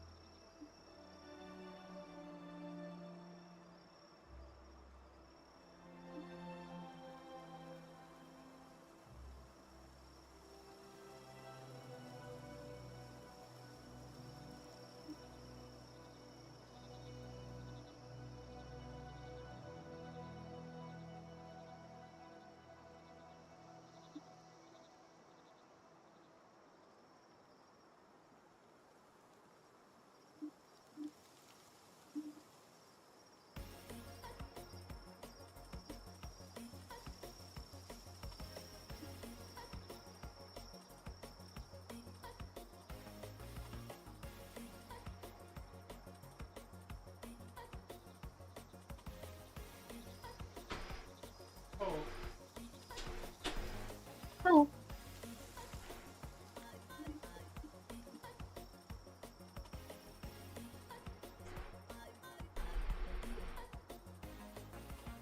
I have sent you, Snowy. Mm-hmm. I have sent you TJ's masterpiece. Okay.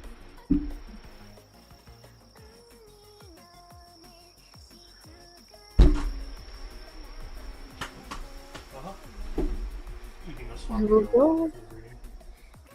Huh? Huh? Oh, it's pretty good. Mm-hmm. Yeah.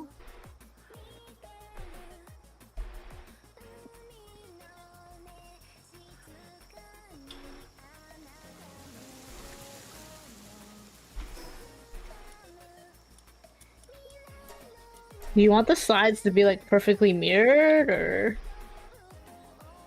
What's this one for? her looking at the 2 different sides being like, which one's haunted?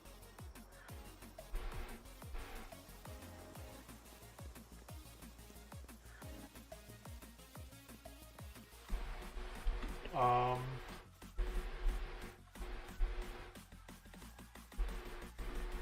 Yeah, probably.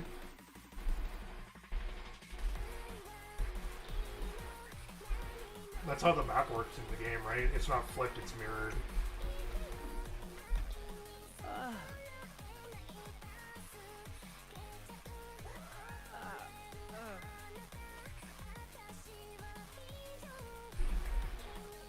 Oh. Wait. Mine's the other way around. It flipped. Yeah. Yeah, I have to think about that. Like, mine's Should I flipped still? mirror. Am I leaving it like this? What's that? Okay.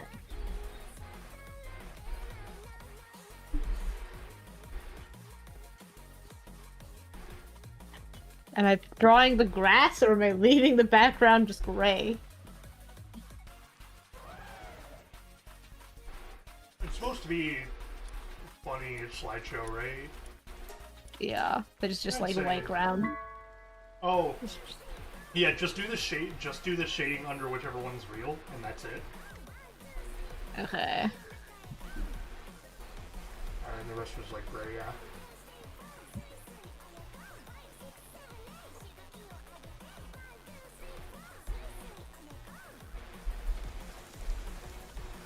What game is this? Huh? Oh, there's no straight roads. We should play it sometime. Like when you're here. I see. A good like afternoon game. Maybe like 1 or 2 days. Gameplay absolute jank, but the art and the music is pretty good.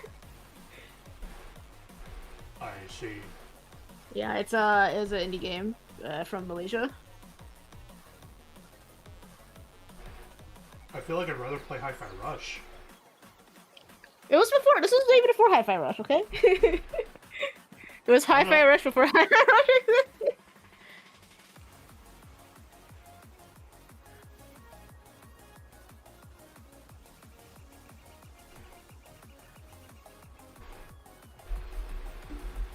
Yes, I already own it, and it's local co-op, so it's. I mean, I already own Hi-Fi Rush. Did you ever finish that? No, actually. Uh, Uh-huh. I see. This one's more Nice. of a rhythm themed, like stage battler than it is a rhythm stage battler. I see. Yeah. What was like the whole major appeal of Hi-Fi Rush, though? No, and you hate it though, because you suck at it. I do suck ass at it. That's why I was like, you might enjoy No Straight Outs because it's not either. You don't have to do things to the rhythm. It just is Hey. rhythm music theme. To be fair, I still gave Hi-Fi Rush my best game I suck at award.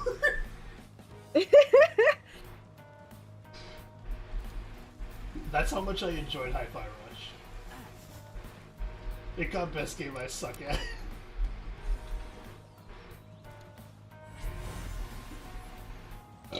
Oh, excuse me.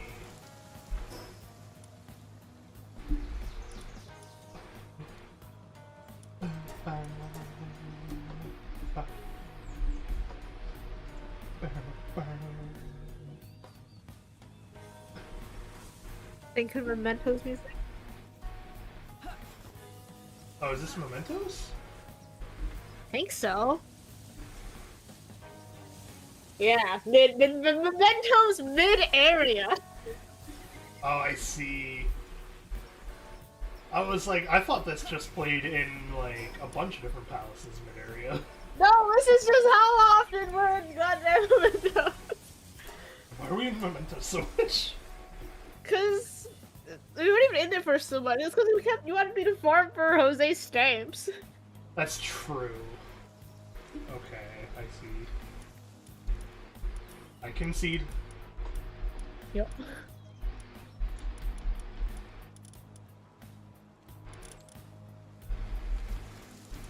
Uh-huh.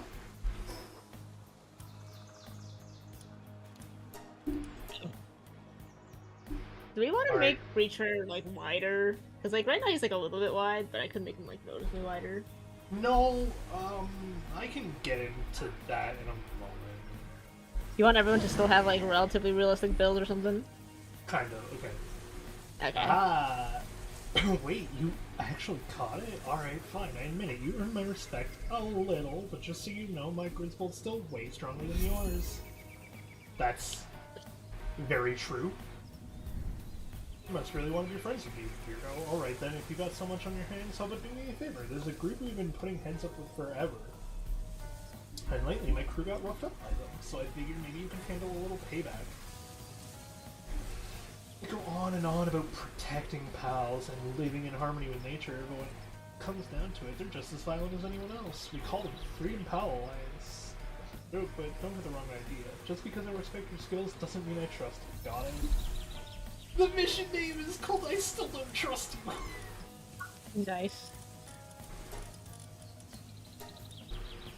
Capture or defeat 5 Free Pal Alliance members, then talk to Zoe. Cool, let me go take off Grizzbolt, and then— oh no! Hmm? Oh, this has made Palworld so much more fun. You have to go figure out. You gotta figure out where they are. I gotta fucking find 5 of them, let alone kill 5. Uh-huh. Oh, wait, there is a trick. It's like if you know where their bases are. Where easy. is them on an island? Like, okay, Tower of the Free Pal Alliance, you, so I actually have one marked right here. There you go. Easy. Yeah, it's because you need to find the prefabs though now. Mm-hmm. The like not player made bases. Okay, that goes southeast. Gotcha. Explain to me. Hmm? Oh, okay. And I thought you were done talking about Palworld. I was thinking about it, I'm like, okay, yeah, because this is the only way to actually find a guaranteed Free Pal Alliance is to find their little houses. Uh-huh. Otherwise, enemies are just way too random. It still makes a randomizer a fun challenge. Yeah. You have to actually find the houses. Aha, there's one. Okay, are you saying explain to you the build thing? Yeah. So everyone, what the fuck is this one? Treehouse. A fucking treehouse. We can't make something that's cool. No, we can't. Look, you just can't put the tree in the middle of the thing. Nope. Okay, you do phase right through the tree. Oh. Oh. Yeah, I can't see where I'm going. Do you want a treehouse? Okay. No.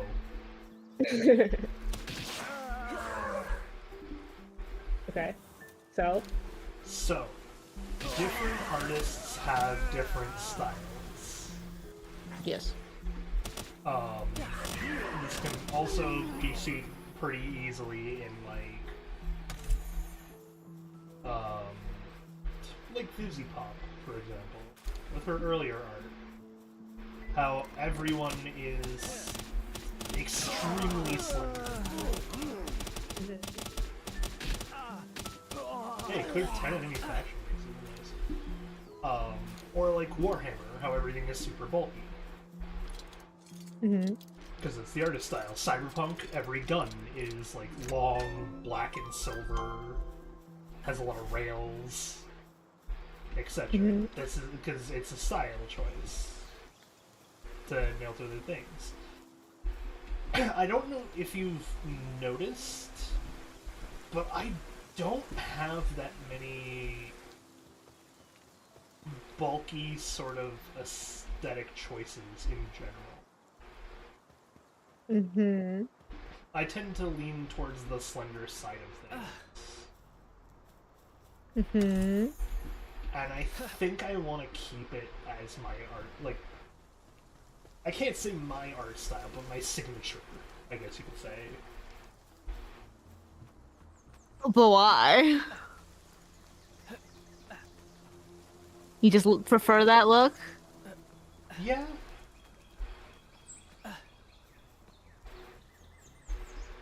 I think it also speaks to more of the situations I put people in.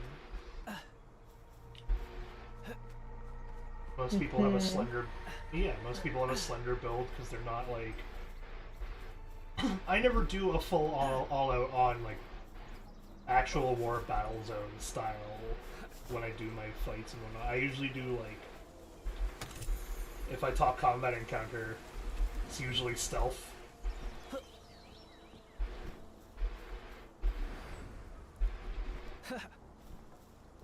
Like, Breacher, his armor set, yeah, took inspiration from the SCP people, whatever, but it also took inspiration from, like, the SWAT style.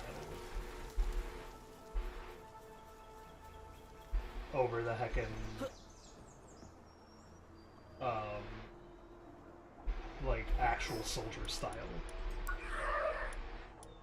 SWAT not as wide. No, because they have to go through all the narrow places and everything. I see. Yeah. Supposed to be clearing buildings, mostly. Their SWAT is it's mobility, that's what it is. Okay, this is the best way to describe my style, is I am a man of mobility. Mm-hmm.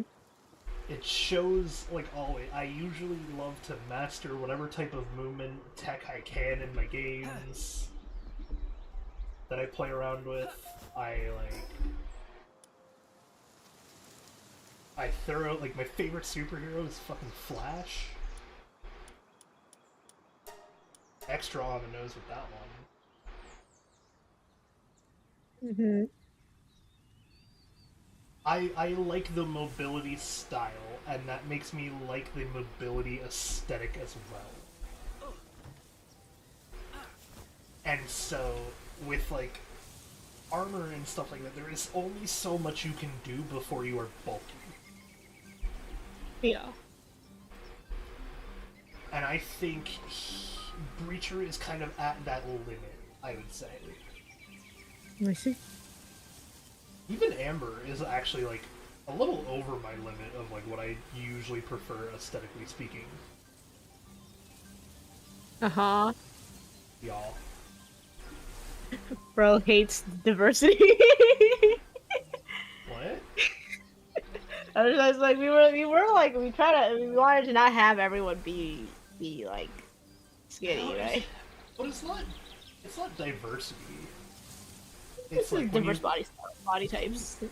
No, because, okay, hear me out. Let me read Zoe's quest thing. Wait. Maybe it's time to give a real thought for once, but in my case, I'm pretty glad to have someone like you I can count on. Mission complete, I still don't trust you. You know, once I ran away from a group of Griswold, I was freezing at night. I remember finding this old scrap of cloth somewhere that we used to stay warm, just a rag. Really looking back, I think it was the first time I've ever shared something with someone. Come to think of it, we're hiding in ruins not too far from here. Hey, could you try to find it for me? You're the only one I could ever ask for something like this. Man, that went from I still don't trust you to you're the only one I can count on real fast.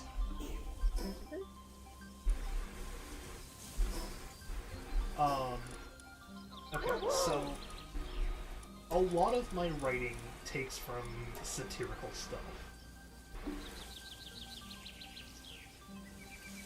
Mm-hmm. 500 meters away ruins.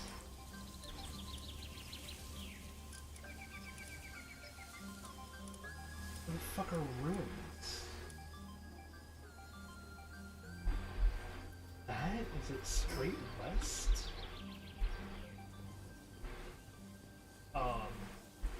Yeah, so if a lot of my stuff being satirical in nature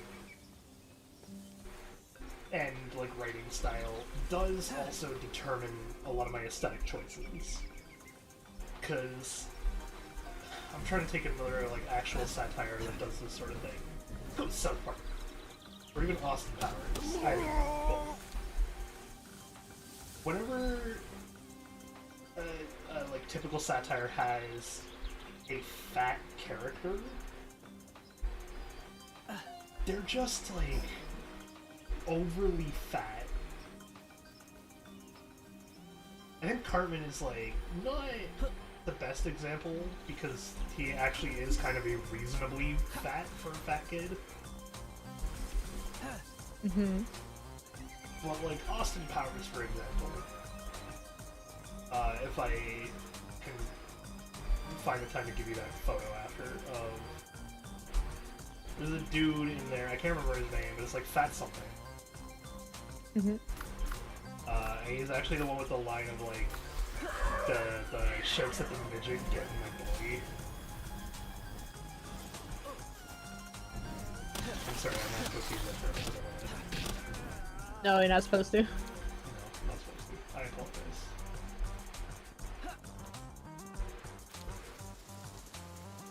Slip of the tongue.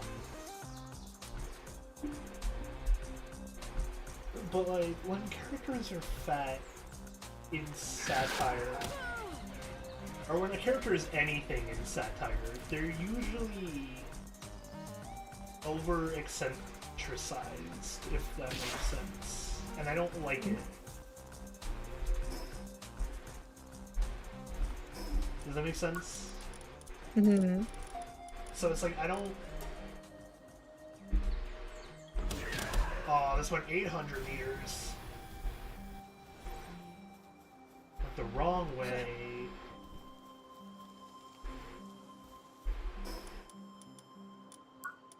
I don't like that I can't...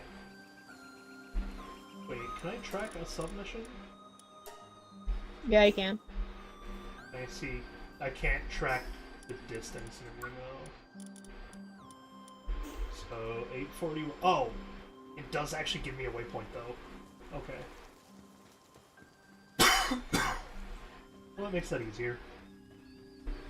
But yeah, I don't like the over-eccentricized, like, aesthetic and appeal. Let me see. But the problem is, when you have that satirical thing in mind, when you say someone's fat, people expect it to be like fat. Because that's just how it's portrayed normally. And I'm like, I don't like it, and I want to break the norm, which is why I'm trying to, even in like in Amber and Bambam here, I'm just like, she's approaching my limit because I want to reasonably portray them, even though it's a satire. If that makes sense. I see. While still keeping in line with all my other artistic choices that I have to keep as a like linear narrative, which makes it even harder. I'm looking at the photo. I need you to zoom in if you're trying to show me something. I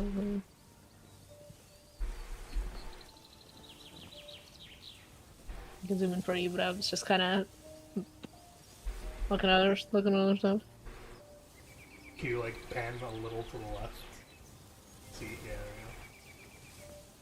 we go. Okay.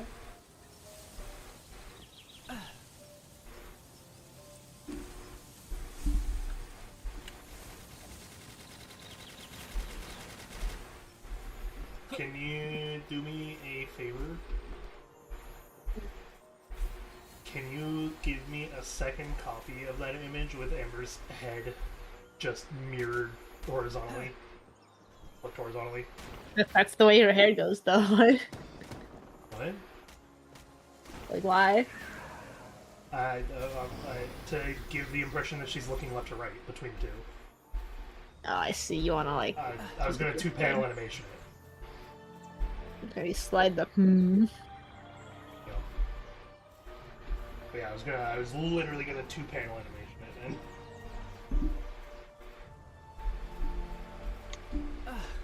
Well, then she's looking left and right, you know? She's trying to decide between the two.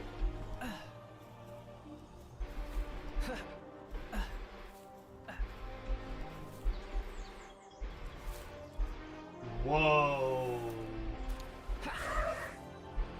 Hmm? The metal at this base spot. Yeah, do be shiny. 1, 2, 3, 4, 5. 6 different spots.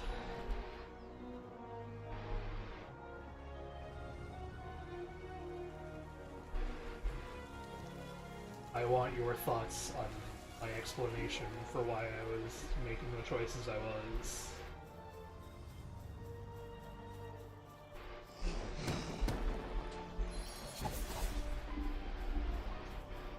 It's like the I get it.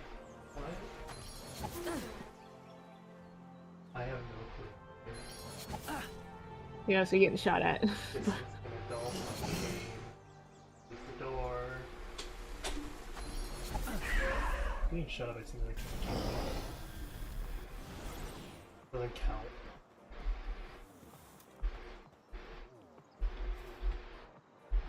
Oh yeah, there is like actual key items now though. I'm sorry, legendary consumable. Nice. Okay, you can't actually consume it. Gotcha.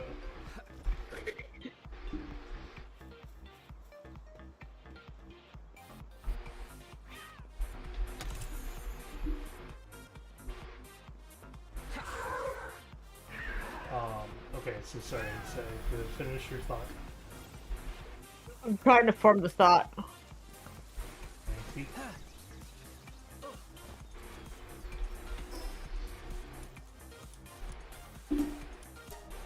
You want me to narrow down what I'm asking for more? No.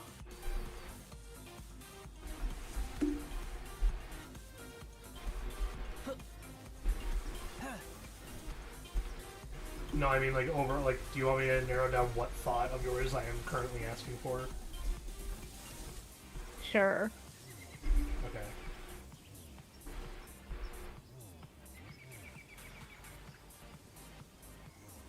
Do you currently have a more positive or negative feeling about the way I design my characters now that you've heard the explanation? Hmm? Do you have more of a positive or negative feeling about the way I design my characters and like in-universe stuff now that I've explained it more? I guess positive. It's more of the I get it. You get it but don't agree with it or something? I get it, and it's like I'm just thinking. I'm like would I even be able? Do I have the skill to push the shapes? And I'm like, I don't know. But also we're gaming for slightly more realistic than stylized, so it's like. You kind of are already doing the shapes the way I need you to be. Yeah. Yeah. Once delivered, your items will be gone for good. Are you sure you want to proceed? Oh my god! I want her rag. Oh, can it do something or something? Like, I don't know why it's like yeah. 'Cause they didn't ask me of that last time. I don't know. Alright. That's it. From all those years ago, there's no doubt about it. Can't believe you actually found it. You're this kind of thing that should matter to you, right? So why'd you go to your way to do it? Hey, thank you. I see you in a different light now. You know, I've got this feeling. Maybe someone like you could really make it across the sea. I think it's enough. The power of the group, you and me. I don't even know what I was predicting anymore, so I've decided. This time, I want to see it for myself. Really see it. Let me witness your journey with my own eyes. You take me and Griswold with you. I got a pal! Zoe and Griswold! Black base for sure, orange and purple accent. Oh, see, I'm kind of in the middle of something. You know Halloween's right now? My team is moving all into the spirit, literally, so I set up the match and play along level. Picking out the materials or a sewing kit. You're offering to make it? I never agreed to wear anything. Mission started. Happy Halloween. Oh, craft Zoe's Halloween costume and hand it over to her.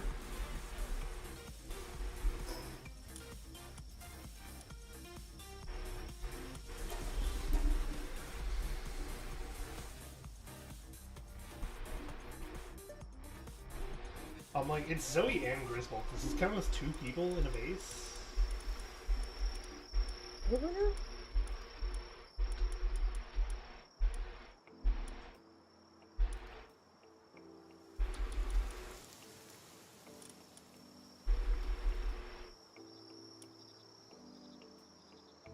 Oh, it does, because they have all of the different... She has all of the stuff that Griswold can do. Okay. So if I put you down in the base, do I see both of you? Oh, I see. It's just a Griswold with Zoe on top. Yeah, wait. How is she sleeping on it? Oh, she's literally just like face flat lying on it. Nice. Suffocating its fur.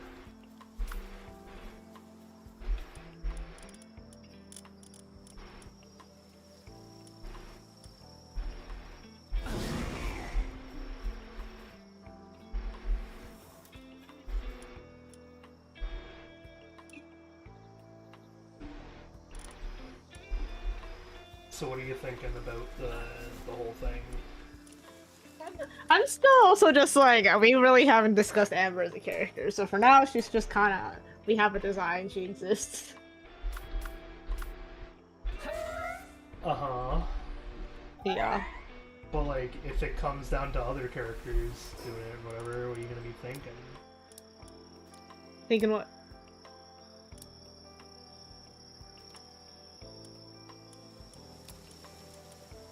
Like, what are you gonna be thinking if, like,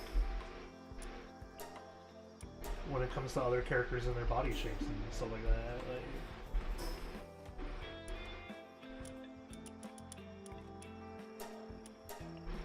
like... It would be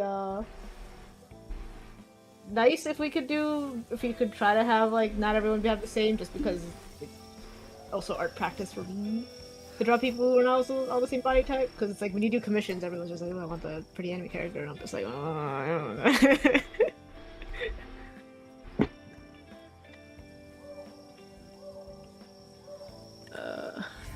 Pointing thingy.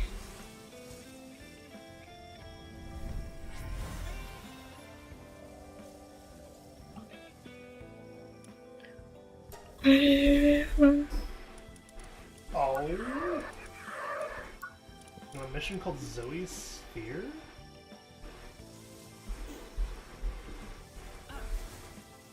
What is Zoe's Sphere supposed to be? Also, I got a schematic for her Halloween costume. Nice.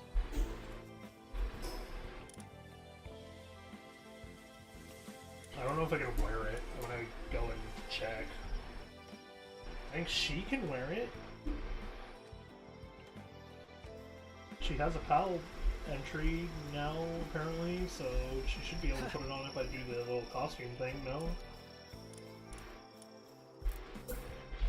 The dressing facility? Mm-hmm.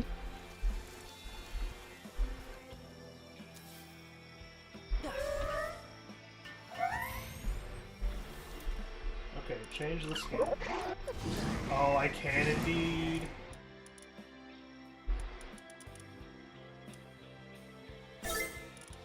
Nice.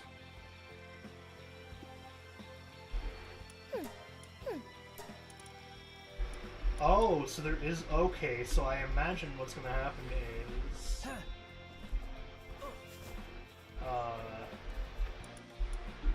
I get the 30 and then I get just Zoe as a sphere? Question mark? Maybe. The other thing that shaped my team choices is this elemental chest, trying to just have a fire, water, and electric palette. Doing something of this specific. I can't be bothered. Hey, they have dog playing in them now. Yeah, but so do the little, like, scrap thing. It is true.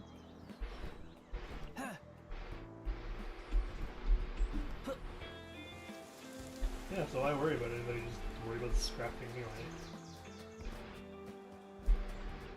I have a pile right here. I can get some dog coins from this one. In my case, it's Catcher Cygnus Gingler and Dazzle Knox. Nice.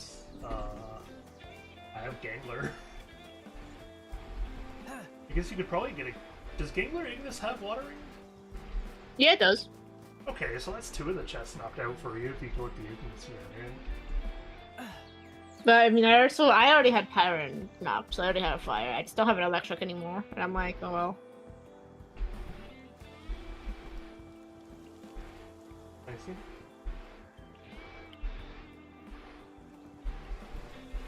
Oh, this one's gonna be hard.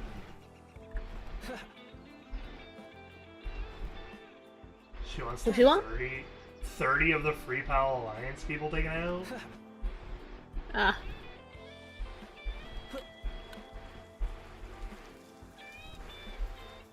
Doesn't look like this one's respawned either, which means I have to just look around, I guess.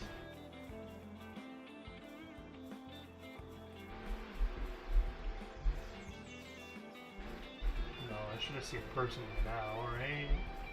Yeah. Also compulsive order despite leaving W's on that.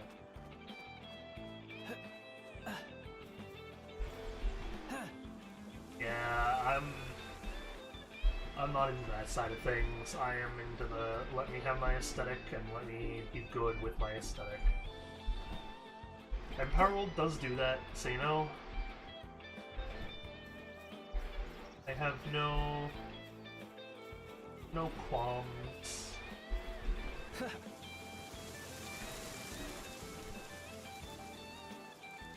Have you been thinking about a design for our big evil person at all? By the way, I have been. Not going so well. that goes on. No, but I had an idea. Like a rough idea. And by had an idea, I mean I literally just thought of this because I looked at the minifigure of Dante on my desk. But I'm like...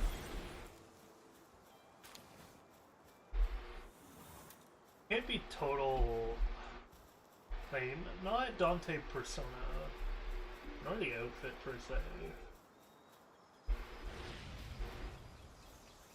Or like big cape or something, big cloak. Maybe part of the outfit? The, like, not quite trench coat, overcoat? Peacoat? Peacoats? Peacoat? I mean, that'd be the woman's version of a trench coat. Yeah, I'm like, what is a peacoat? It's got like the buttons and like it's got the buttons in the collar, but not the strap to tie it. They're green! No, it is. God, so fast. Oh, my Gangler, isn't it? Am I Gangler? Yeah, yeah. Yeah. Yeah. We gotta be fast. What trait? Hey, another King of the Waves! Good. And now I have a second King of the Waves. From like an actual waterfowl. Oh, the heckin' Professor Braun or Dr. Braun, he put King of the Waves on my bats, and I was like, thanks, buddy. I might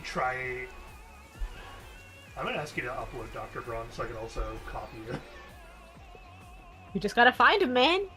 I literally can't. I kind of broke it, in a sense. Oh. He can't, like, randomly spawn? So he can, but he can now randomly spawn where any NPC can spawn. Yep.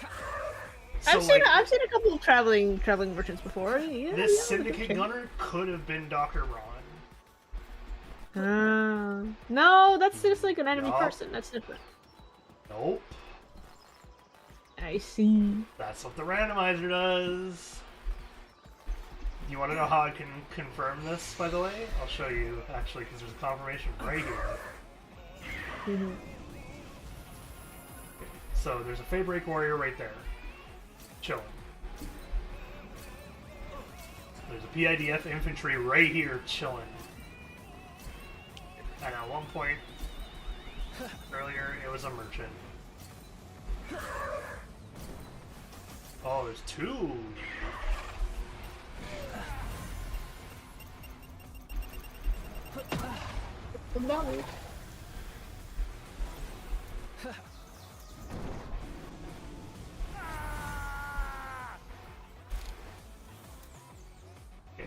Okay, you're coming in the palace here until I know you're not going to jump into the lava like an idiot.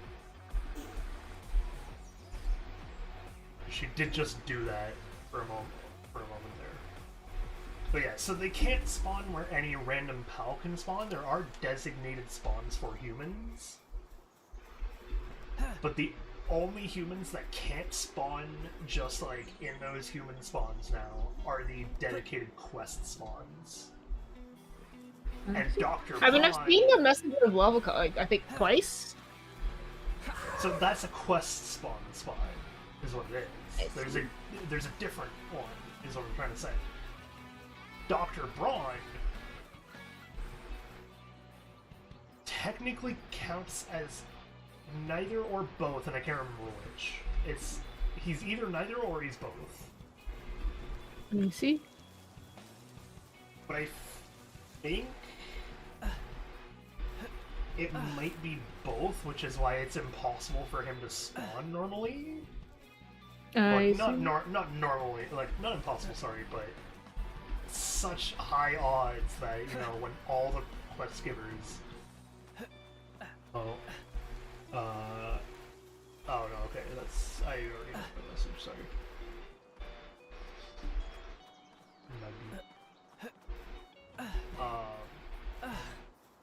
But regardless, it's like, man, asking you to yoink one Dr. Braun isn't the end of the world. Yeah. Obviously can't breed him yet. Is this all you want for the aha look?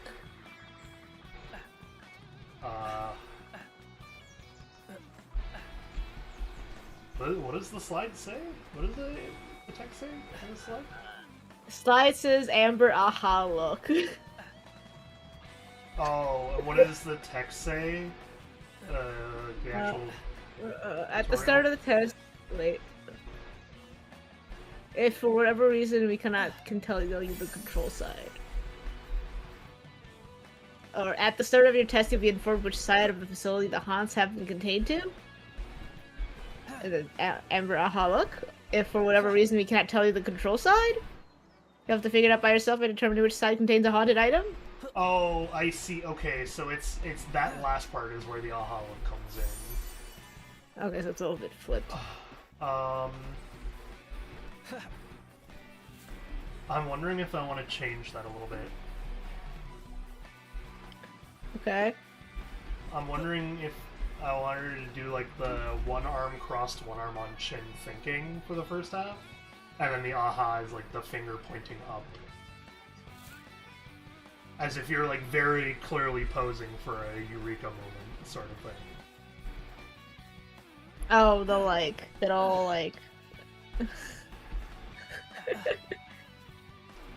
Yeah, so like what, like the one arm crossed over the chest, the other arm doing the aha, because the one arm stays crossed from when you do the scratch on the chin. You know what I mean? I'm sure there's a Professor Layton person who does this pose.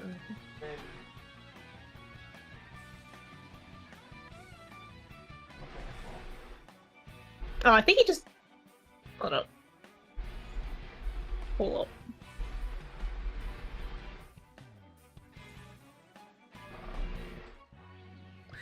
He has this sprite.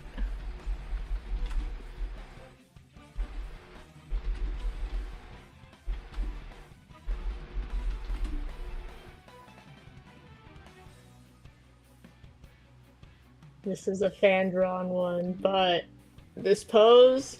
Question mark. Can't see it. I know, I'm sending it to you. You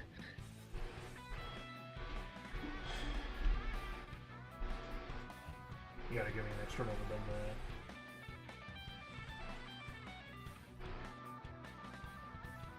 that. Okay. I can't tell what his one arm is doing because it also looks like he's like posing forward with the arm for some reason. Yeah, so I was like, this one's not the official one, so it looks a little weird. But the other arm, the one that's pointing, yes. that. Do you want it sort to of be thing. like hand on elbow? No, it would just be across chest, because it's like, okay, think about it from the very beginning of it first, where it's like, you know the Phoenix Right pose? That thinking pose? Does the chin, the two-finger chin scratch, whatever? Uh-huh. It's like, you go from that, but the other arm is crossed over your chest to rest your elbow for the thinking arm on your fist as you do it.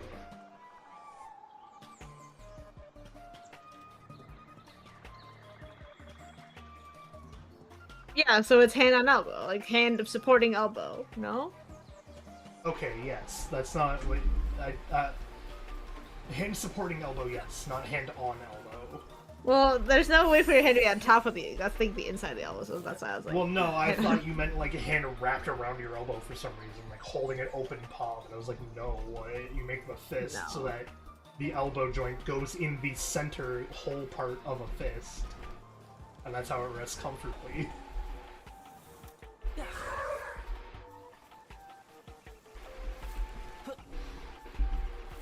Okay.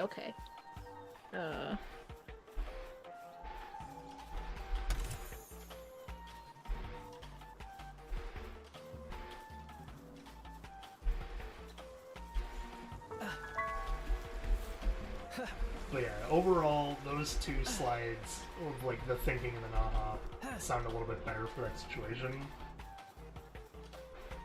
Because Amber is supposed to be used as like a, quite literally a stock photo, essentially, for the company. She's not the face of the company, she just took pictures to like take stock photo. She was the one who was free when they needed to grab someone. Yep. Only quick question is, should the arms in which poses they're doing be flipped?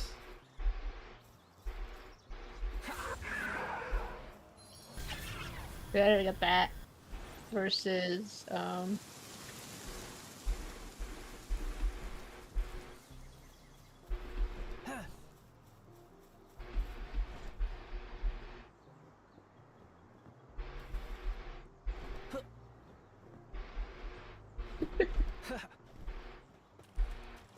Yeah, I think that one's better. Okay. Huh? It's like, it's one of those things where it's a tiny detail that matters and doesn't at the same time. Remind me again how much time has passed during Simon Angry and this? Oh, the inciting incident that we want to talk Yeah, about? because I'm like, I know he's pissed during the game, but like, how Oh, pissed? like a week. Okay. He's No, had I'm like like- a week to calm down. But it's So still he's like fresh in the grumpy, mind. not like Yes. not talking to anyone pissed. Yeah, he's grumpy. Okay. One of those, he knows that they have to move on. And I imagine is probably in the process of talking to them about the move on part. You know what I'm referring to. I'm not gonna say what, Yeah. 'cause it's massive spoiler. Uh-huh.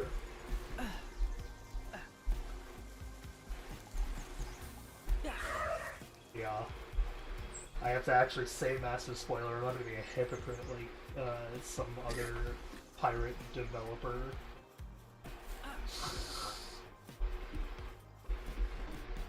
I can show all of this on stream because you'll never see any of it. Oh, I don't know, work on the game on stream because of spoilers.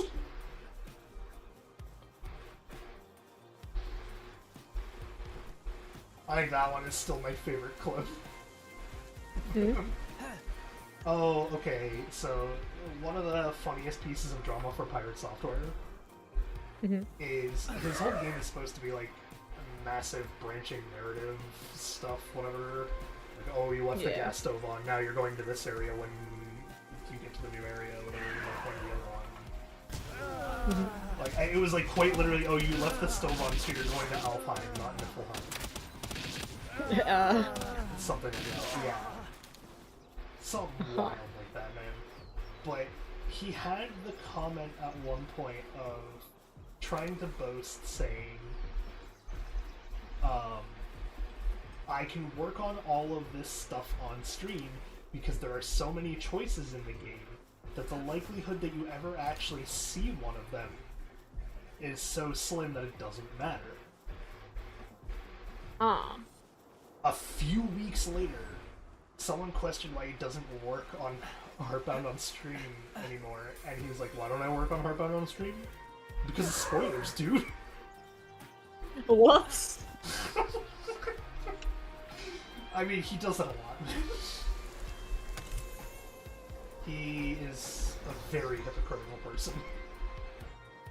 I'm just like, if you're dedicated enough to watch me every week whenever I actually work on the comic and you remember what happens based on me drawing it once a month or whatever, props to you, man. I don't even think that's how people would end up actually doing it to remember. I think what'll happen is we're gonna have to stop working on it when we get to spoiler territory on stream, because instead what's gonna go down is people are gonna start screenshotting what you work on and using that to, like, piece together and spoil the plot before it even happens. I mean, technically, it's happening. It's just... Well, no, because they don't have, like... Context? Yeah, there's a massive amount of context, because, as I said, I'm planning out 5 books minimum. And then B, things are so prone to change that I could change it off screen and no one would know whatsoever, so they'd be working towards the wrong way. I would be pulling a Gooseworks in this case. Give, like, massive spoilers if people are like, oh my god, creator's spoiling this thing entirely, and then it just doesn't happen. We change your minds. Like, just doesn't happen, and people are like, oh my god, he lied about it? Why would he do that? Just like, Change your minds. A, changing Buddy. minds. B, it's more entertaining to lie to people about that sort of thing than what there's a killer should go lie. I think as long as you submit yourself as, like, the shitpost kind of person, you can get away with it. I've submitted myself as the shitpost kind of person. Uh-huh. If I haven't already, man, do people need to get to know me via my streams before they jump to conclusions? There we go, arms. New arms for Ember. Nice. It's like, it's one of those things where I feel like if I really want to get my point across, all I have to do is reiterate. I got banned from Tumblr for fucking making too many spam posts about a friend of ours being a Tumblr sexy man. Not actually. How many posts was it? What? How many posts was it, by the way? It was in the hundreds. I'm like, bro. Yeah, now you can see why I got banned, and I was okay with it. Yeah, and I'm like, yeah, you deserve to get banned. I did. It was one of those things where I had to make them overnight and then post them all at the same time, too, because I was concerned Poe would go and look too early or too late. So I had to be the one to post them all at the same time, so that when I could tell Poe to go and look, and he did go and look, he found like a couple of them just showing up, scattered throughout, but other than that he was unable to like actually find things, because the whole point of the gaslight was I was trying to edge the believability of the lie to a point that actually drove him insane. And it was really funny because I know I got him for at least a stream, if not 2. And then, like, a couple weeks later when we did a collab, when we did the Parkitect collab or whatever, I ended up revealing it to him. He was just like, God damn it, that's why. It's just like, that's the point. You also have to make sure that fake content doesn't end up being more desirable than the stuff you actually intend to implement. I mean, it's not going to be more desirable if said fake content is like it ends up more desirable if it's something like Jax from Digital Circus in a maid dress. I think that one was actually handled extremely well. Yeah. Gooseworks shitposted the hell out of that, joked about it for a while, and then threw it in as an actual bit, like a visual gag that was being performed, not just like. Oh god damn. You could kill the lucky pal. But yeah, like, it wasn't just some half-baked moment that was thrown in of like, oh, look, he's in the maid dress. It was like an actual comedic element to the scene that was going on. Do I have enough to make the trap? There you go, I remember too. Nice. Now you combine him. Uh-huh.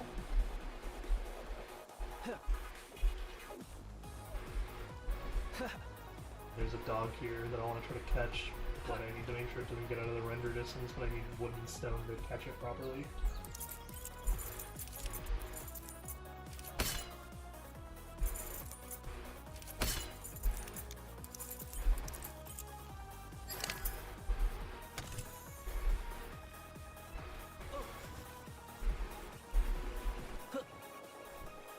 Man, video game magic has come so far.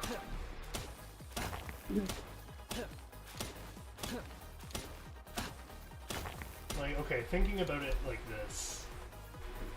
We are actively communicating from two different parts of the world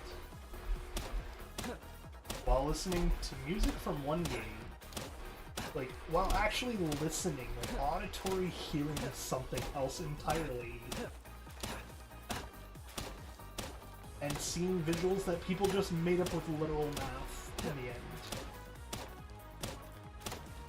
It's like, it's impressive how far as a species that we've come, and at the same time we're just drowning in our own sorrow.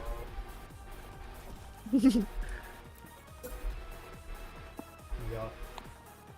That one makes it extra impressive that we can somehow do both simultaneously.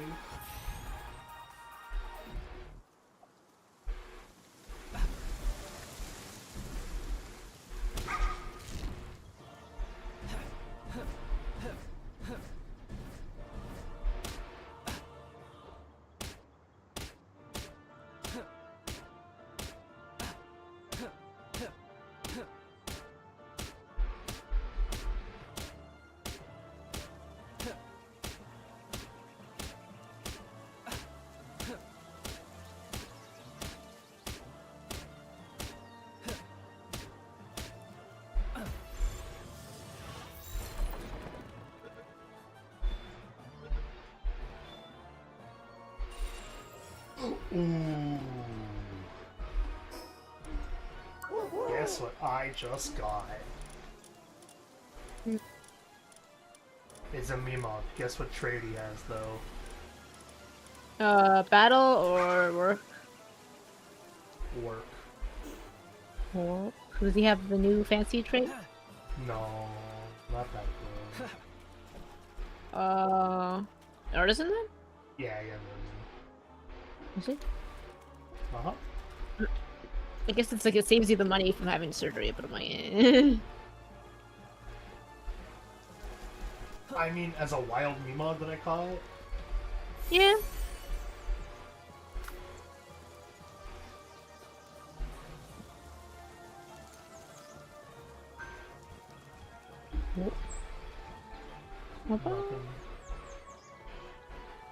Nothing important. Hey, there's another free Palworld I in space.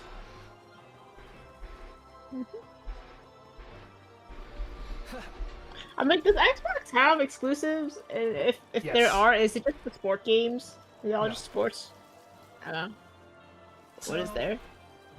It also depends, because also at the same time not really anymore because of Game Pass. Uh-huh. But the majority of what you would find that's exclusive is some developer putting their game just on Xbox because it was what was easily available to them at the time. That being said, why? Like, are you asking because you're getting your Xbox soon? They asked for my shipping info. I see. Also, I assume I'm turn putting on- a controller, right? Like, it's not just gonna be an Xbox, and I'm gonna just have an Xbox with no The controller. controller was in the image. Okay. Just didn't remember. I assume you gave them your info. Well, yeah. I was like, I couldn't play. I'm gonna send you the Xbox just for you to have to bring it over here. My Xbox, I want it. Uh-huh. Yeah.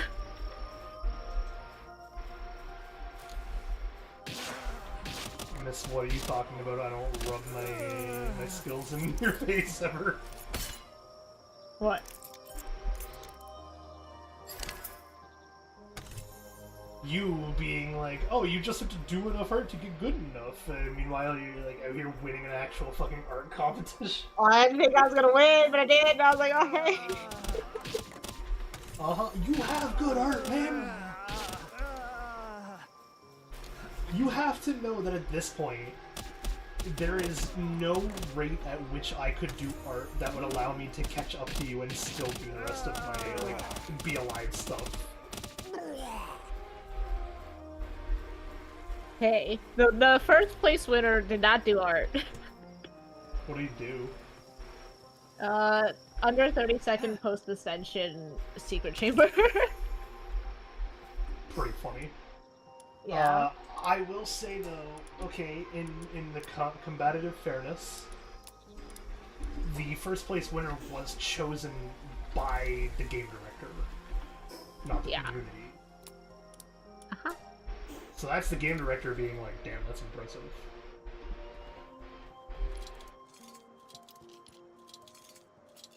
Because it shows the actual, like, serious amount of playtime and skill and whatnot. I was like, it makes sense. It tracks.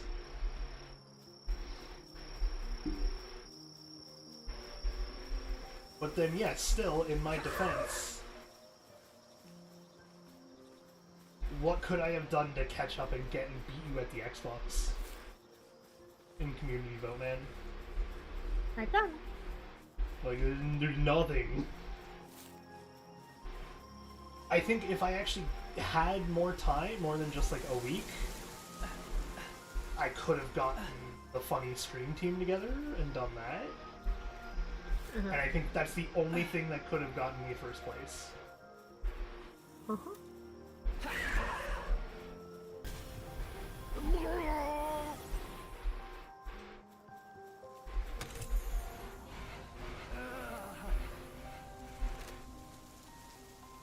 Like, that's not like the actual chest though, that's just regular chest. That's not like the golden chest. I already opened the chest, man. I see, what was in it?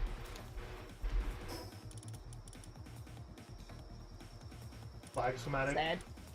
Oh, you got the treasure maps? I see. Oh, one of the treasure map is old. You scroll down, there you go.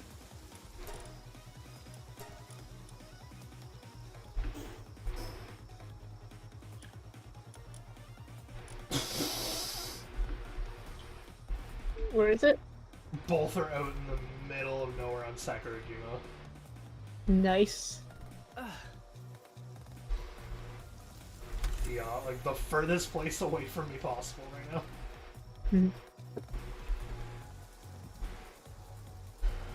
Yeah, I'm out looking for more free Pal Alliance bases.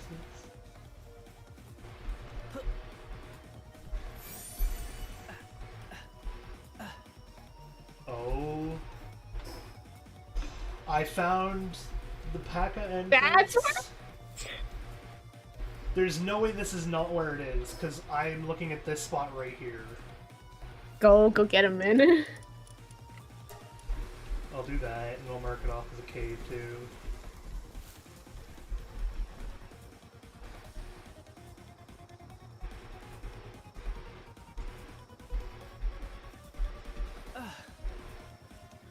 Because it has the fancy lights, which means it's not just like an actual mess around thing. It's gotta be like a boss cave or something. Uh-huh. And it's like right beside where it would be if you take a little travel time. So I imagine...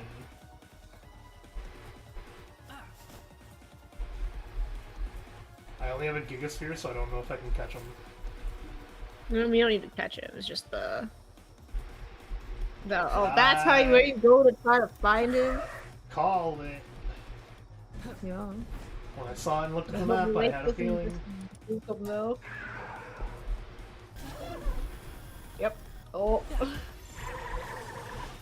Oh. I have 48 of these. I can...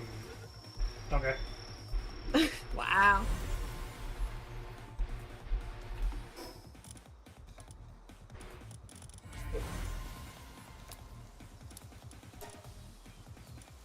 Just use the potions, man. Just use the weight potions.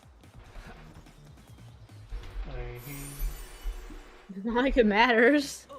Oh, I have to open up this chest too. That one's literally just arrows, okay.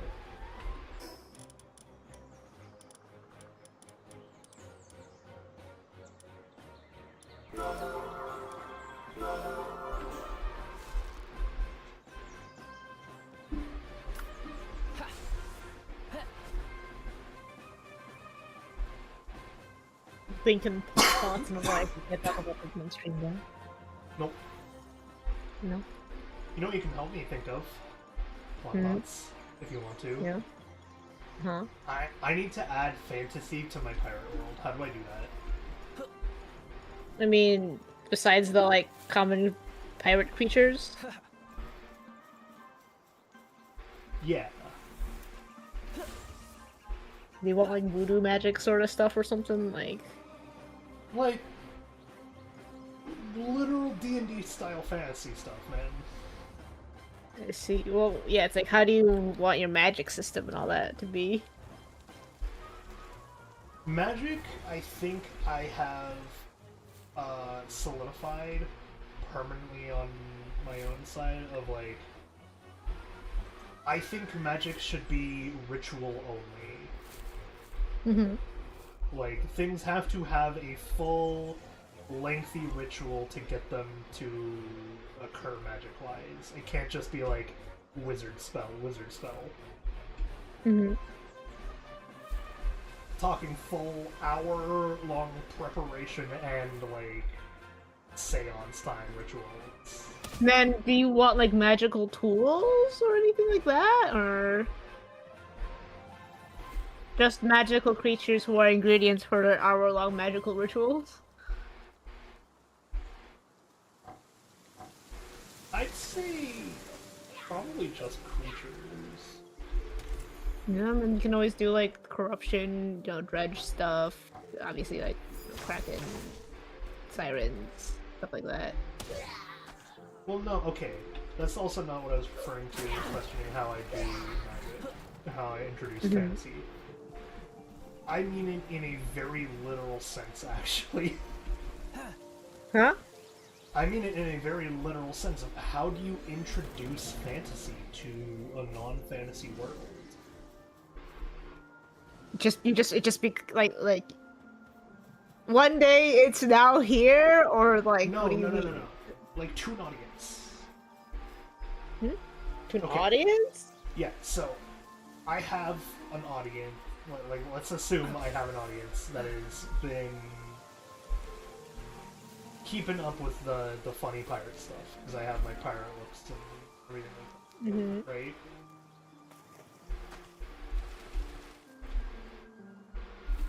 If we have a setting like if we have a setting or aesthetic of pirate that is grounded in pirate. Right? Because they're supposed to be trapped within the year 1716 forever. How do you take something that familiar and appropriately introduce a major set of fantasy elements? Well, there's a lot of existing. Oh my god, watching you cut this jump and just like walking on like the random vertices. Bonking on like the worst vertice possible because you can see it's just climb it, man. Just climb it. I'm trying to learn. I mean, there's a lot of like stuff that exists that you can use as a base, like Davy Jones being like weird monster creatures, you know. Okay, but Davy Jones. Oh, I actually almost made the jump. I'm not catching this result for you. I'd rather you read your own. Or else we'll do another one after.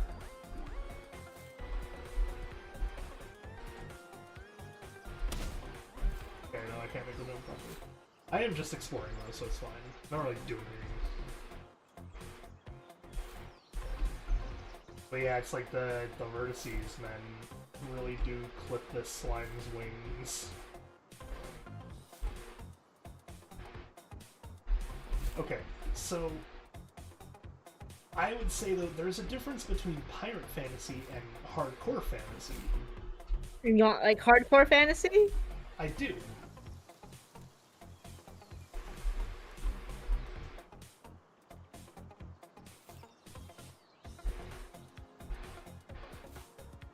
But you're not like the amount of most of it's never gonna be seen because it's the stinking hour-long ritual stuff.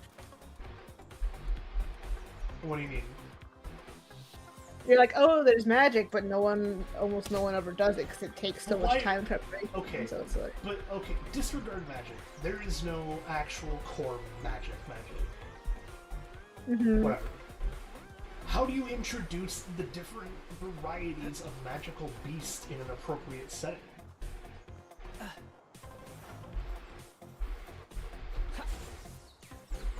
Because it can't just be like thrown into one of the comics because otherwise they have too much time to get used to things.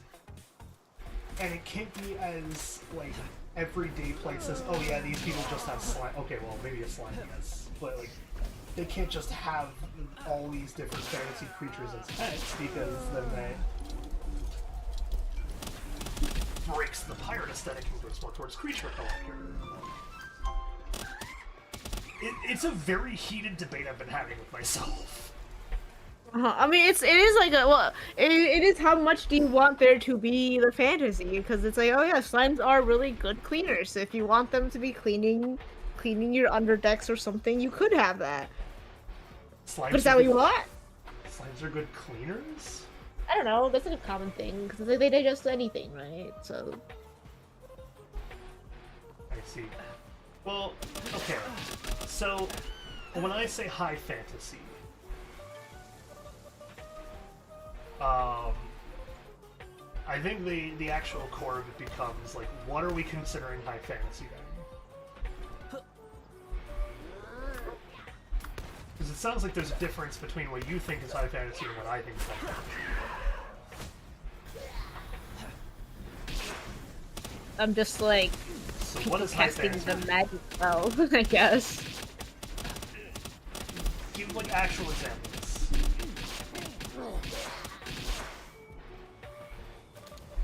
As people who like magicians going out and casting magic? Question mark. What? Or, like magical spells? I don't know. Okay, see, well, I'm saying, when I say give examples, I mean, like, an IP. Oh, sneaky.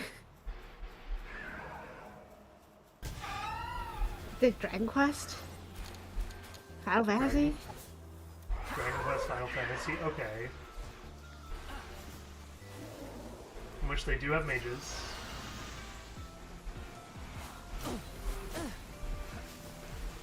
So then, okay. Let's take out the player element from Dragon Quest, right? And you think of the actual enemies. Yeah.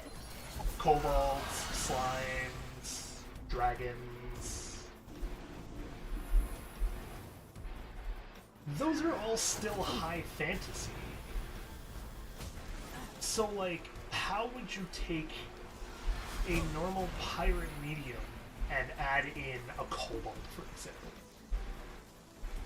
Do you want there to be kobold pirates? That sounds annoying as hell.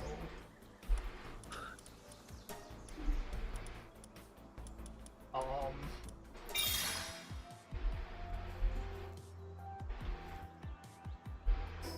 gonna leave this armor schematic that I'm taking.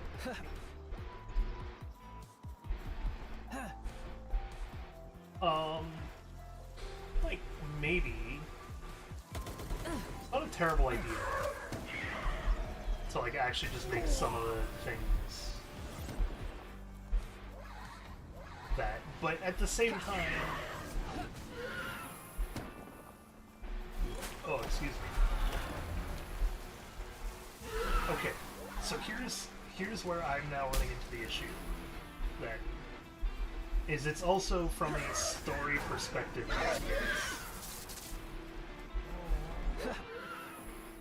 But when you think of introducing fantasy, we tend to think of it from the gaming perspective. Because that's as simple as you put in the enemy. The enemy now exists. Cool, now kobolds have been introduced. Etc. Mm-hmm. If you take that out, how do you perform that same magic from a written narrative sense? You know, some pirate comes to loot your pirate people, but they're kobold pirate. Or you're gonna go attack a gang, but they're kobold pirates, not regular pirate people. You think it works the same? You just shove them in? Well, isn't that how it works? It depends on how obvious you want it to be, whether it's like, you know, ingrained into their society that they, oh yeah, high fantasy creatures have always been there. Okay, so I found the funny fact.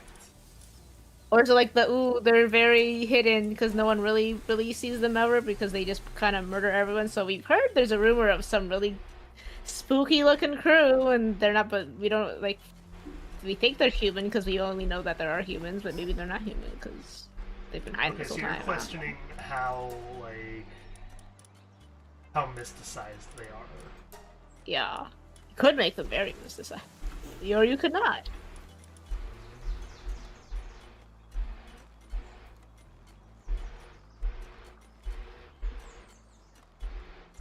Did I just do what I think I did though?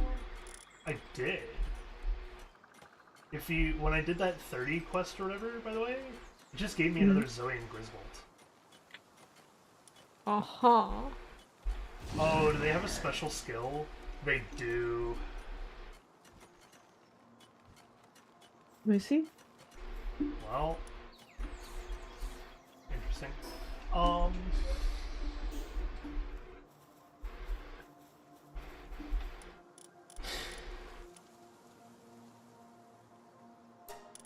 I'm thinking about this and I'm like, there's no right answer is the problem. No, it's how do you want your world to be? Well, I know, but... Okay. You know the opening of the Keelhole comic. Yeah. Oh, to catch Zoe on your own, you actually catch her. I see. It's pretty funny that I didn't think of doing that. And I will now go and try that once. I'll make a trap and then I'll go and give it a shot.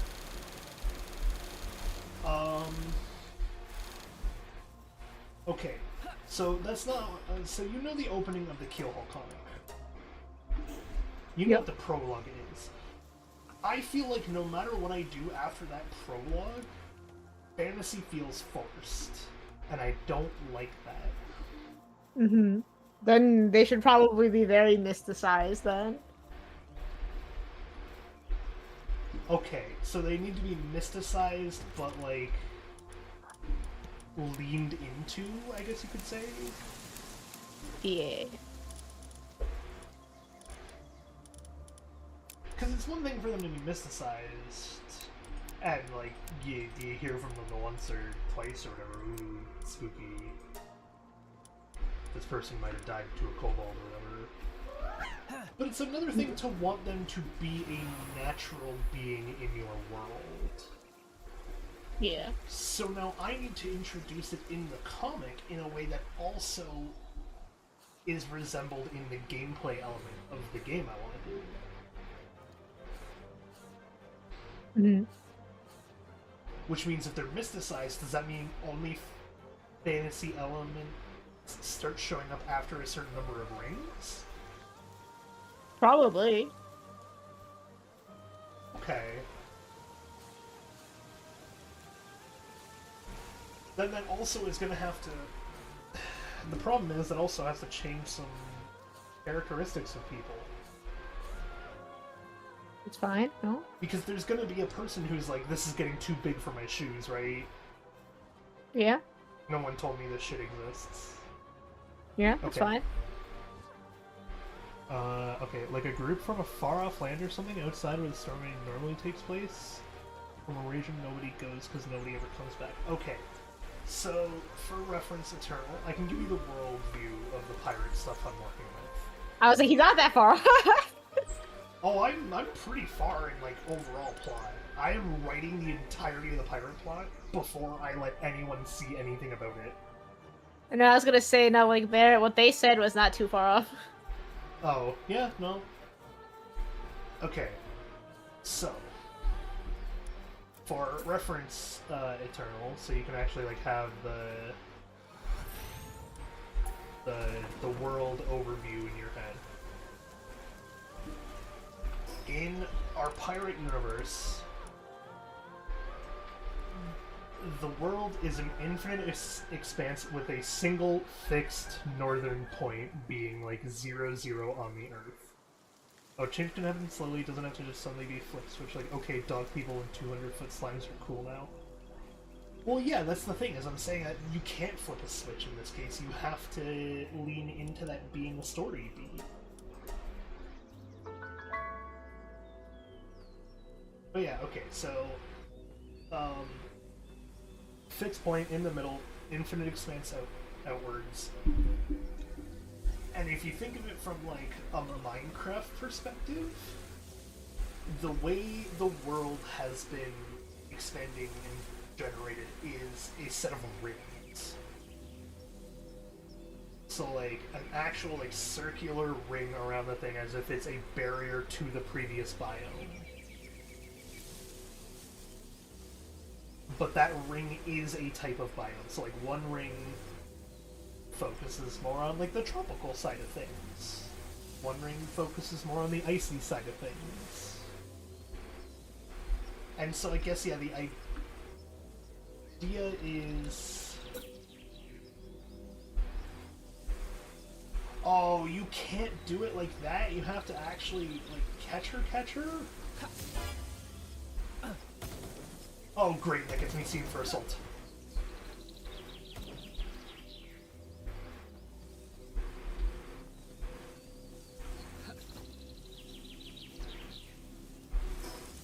I know what I have to do now, and it's gonna suck. Let's go do it. But yeah, so my question was just like, didn't say it was easy or free. No, it can't be easy or free. It's gonna have to... Oh, you mean catching Zoe. Yeah, no, you didn't. Did you get her? Still right. No, no one wanted. I know you wanted. Yeah, I gotta go... I came back to make a mercy ring because I gave you mine. Mm-hmm.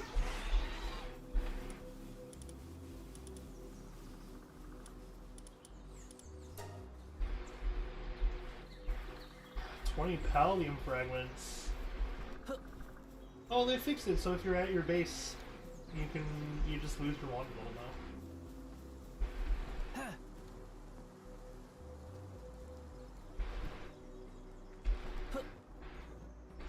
But yeah, it's been a constant war in my mind of like how I want fantasy to go in the pirate world. Ooh. Okay. So the story of the comic for Keelhaul is supposed to break into the idea of fantasy, right? Mm-hmm. That's supposed to be the end of the first saga, is like major fantasy play, where there was previously none.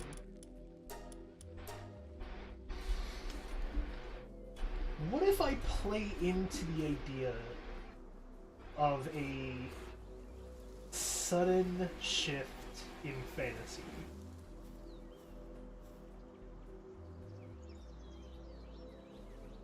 So, for reference to what I mean, Real quick.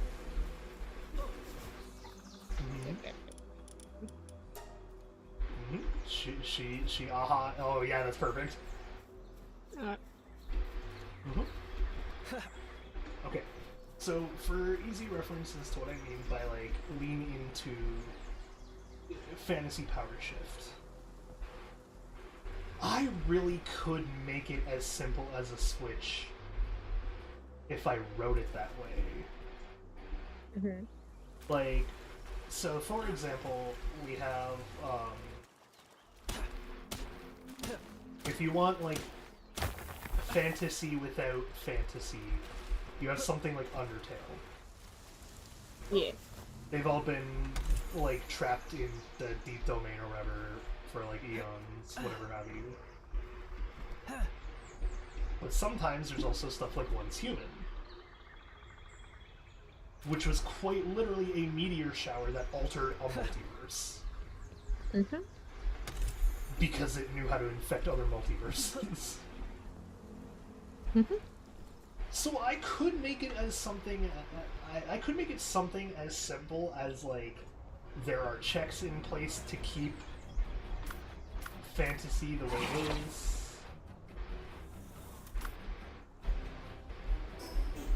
but something lets them loose. Because if we're going off of like, if I'm going off of old school fantasy rules for one of my afterlives, which I'm going to be, I want to make the people behind Greek mythology or whatever.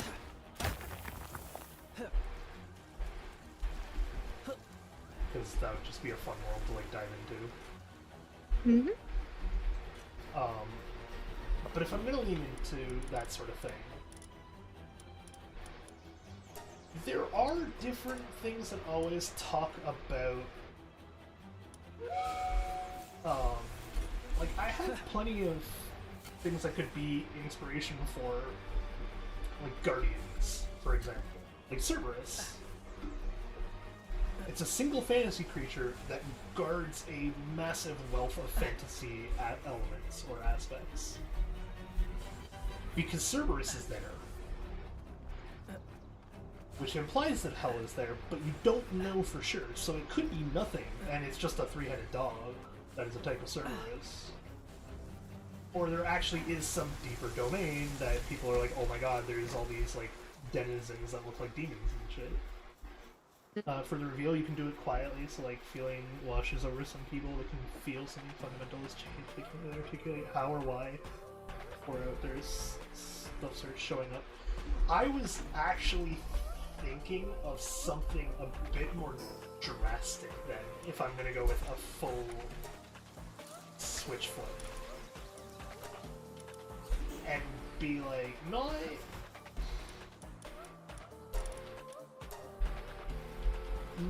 a like a subtle feeling per se, but sometimes when you like open a big door in fantasy, or like you change the fundamentals of everything, there's that really big wave of just like actual energy and wind and everything that rushes over the people who are present in the story, whatever. If I wanted to, I could have that wave be an actual catastrophic event from the point of 0-0.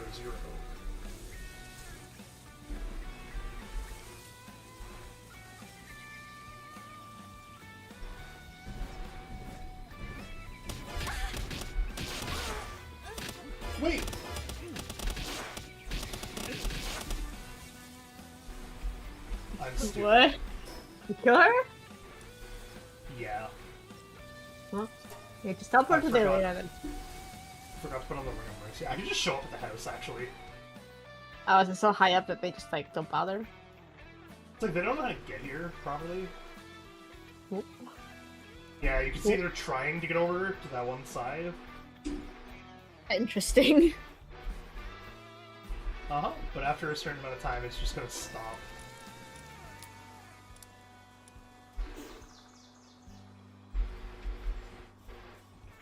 I think I might have to actually, like, let them kill people or something. You have degrees of sensitivity, like the one guy in the tavern was just a little off. Warm up something, some people shakes, feel so intense they feel. I could. I think if I'm gonna go my route though, I might try to go with like catastrophic event around 0-0 that ends up being unleashed. Because then it can be a very big problem for everyone involved, but also be a very subtle thing for the people who are on some of the outer rings. Because so far, life is only habitable up to the 7th ring at most. And people just don't know how to get past there because the maelstroms are that bad. That's going to be the whole focus of the game, is what am I putting beyond the 7th ring? And I'm not gonna say what I'm putting beyond there, because like we do know, but I'm not gonna spoil something as major as a plot. But what I'm saying is if I let 0-0 be this catastrophic event, then even if you start on like some man-made fortress. Double check my ring. Okay, my Ring of Mercy is on this time.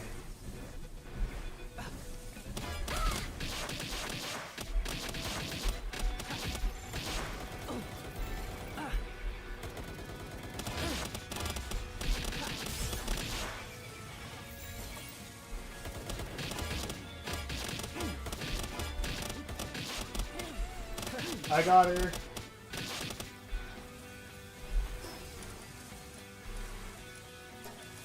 I got a cold-blooded and hydrodynamic Zoe. Nice.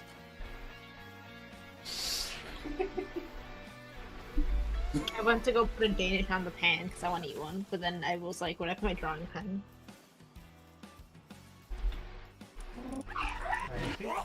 I am gonna put her in her Halloween costume. Hmm? I said I'm gonna put her in her Halloween costume. I'm sorry, did that guy just spawn in the base? Whoops. Erica, can you end them so I can like Sarah here and they won't be able to get to us?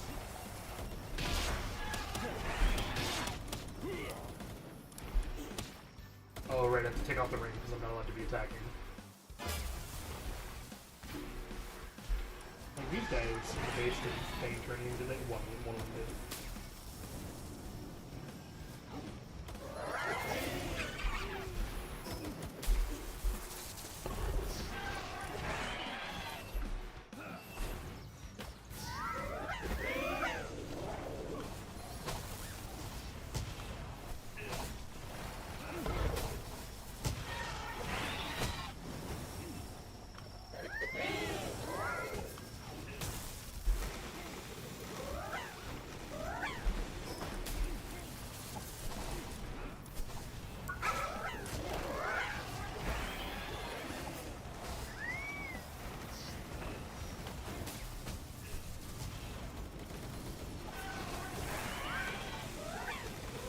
Oh, question. Are the buttons on her pants on both sides, or just one side?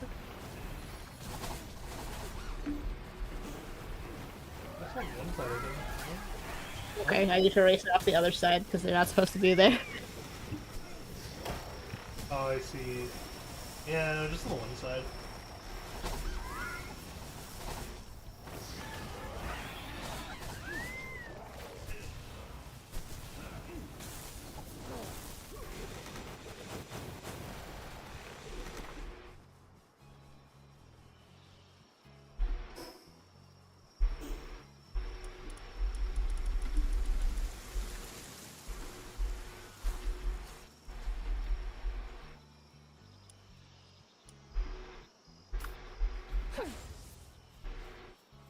Oh, she is cute though.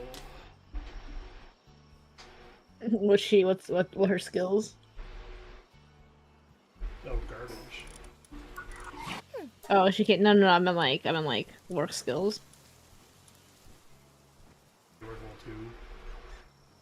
2. I see. So only handiwork. Humans are not pals, therefore they do not possess partner skills, man. Zoe, use weapon. Nice. That's the name of the attack is use weapon. But she is cute, look at her. Oh. No. No.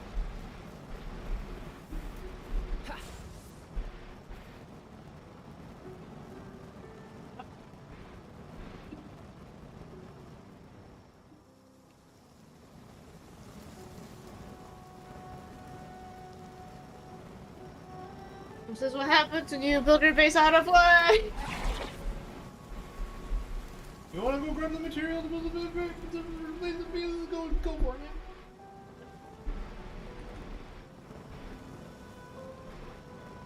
The materials I had to make the shape.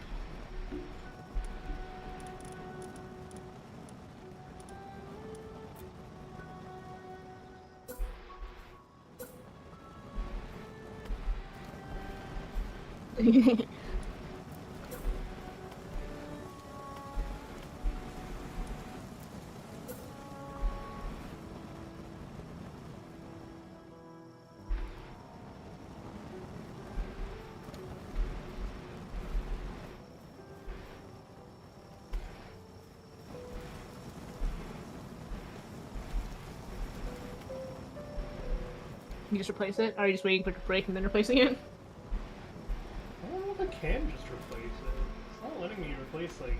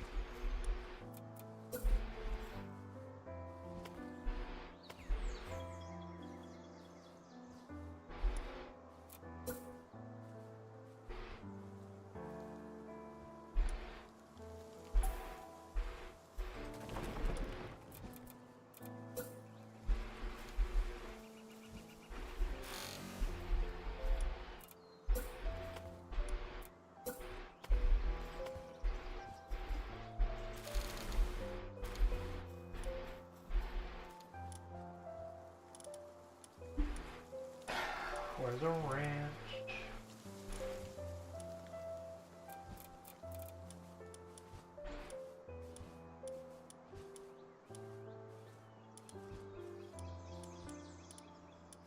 Where's the ranch? Oh, here it is.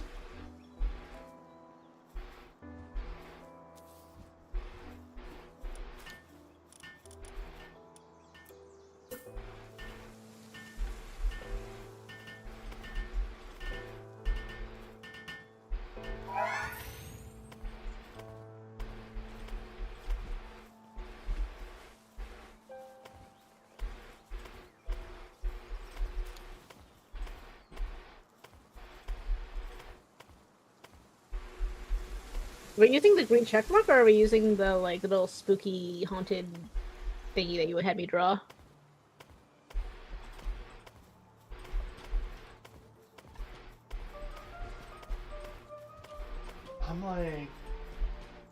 I'm trying to think of which one is going to be better for the screen. In which case, it's probably the checkmark, right? Mm-hmm. Oh.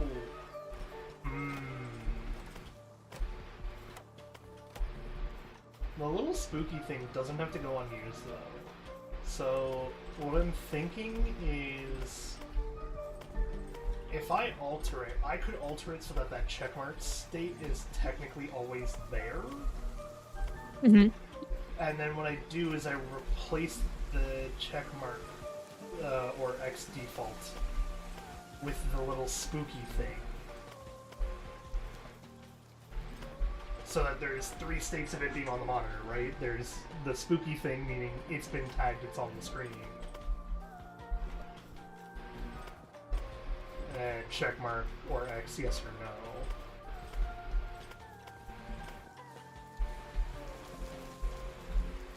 Then you could also do some, if you really wanted to, later on, you can even do animation stuff with that. But it's like as is. I don't know, what do you think? I just the checkmark just for simplicity. Okay. Well, I meant like on the in the actual game.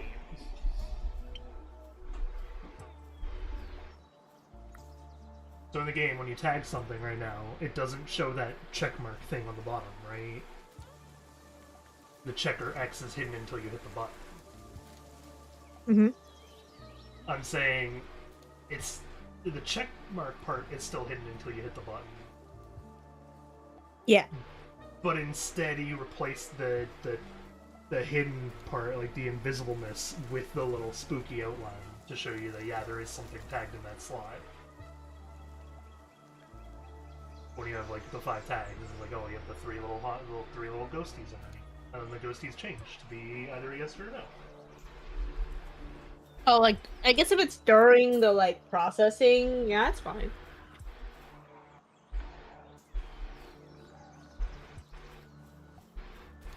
Another thing is like it's before the yes or no, essentially.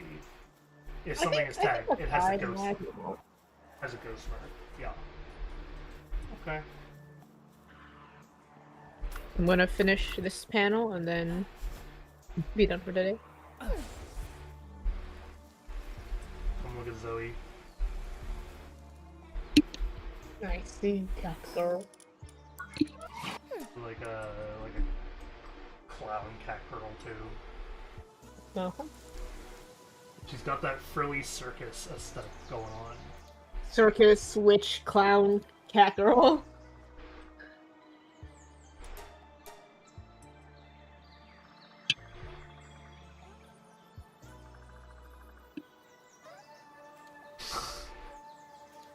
It's just anything associated with Halloween is shoved into her outfit somewhere. Mm-hmm.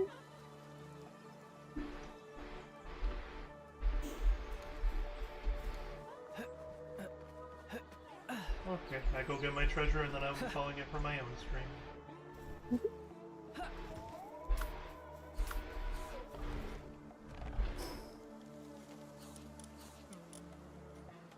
Because I am also running the one in Ringy.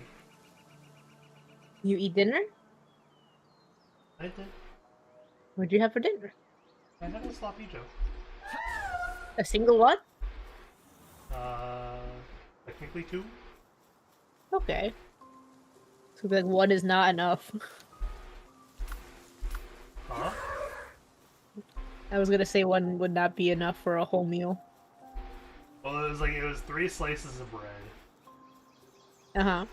Triple decker sandwich style, or double decker sandwich style, of like the 2 end slices and then the middle slice, and then there was sloppy Joe meat in between both, a little bit of cheese. I see. Alright, not cheese. I had too much cheese last week, so I was a little sick of it. Too much cheese? Whoa. I know, right? For me. Yeah, a block of cheese eating man. Uh-huh.